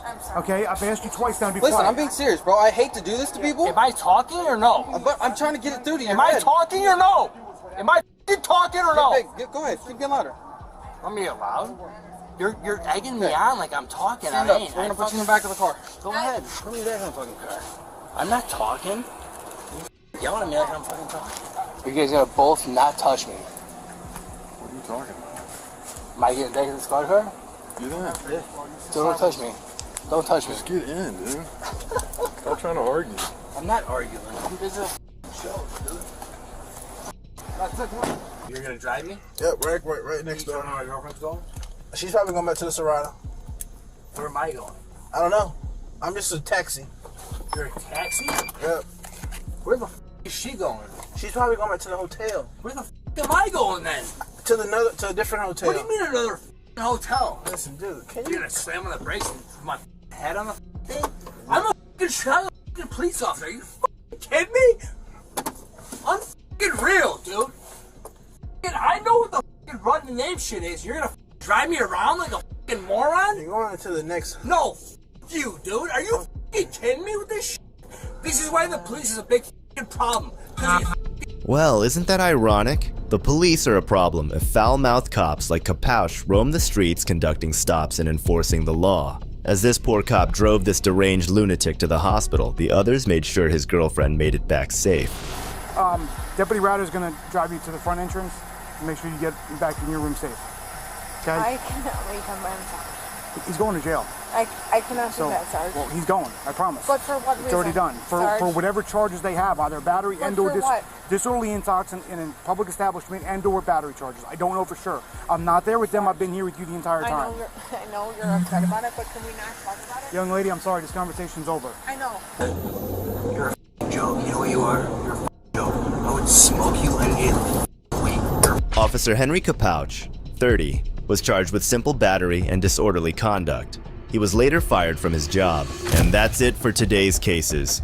Which officer do you think got served the best? Let me know in the comments below. This is Detective Mystery signing off.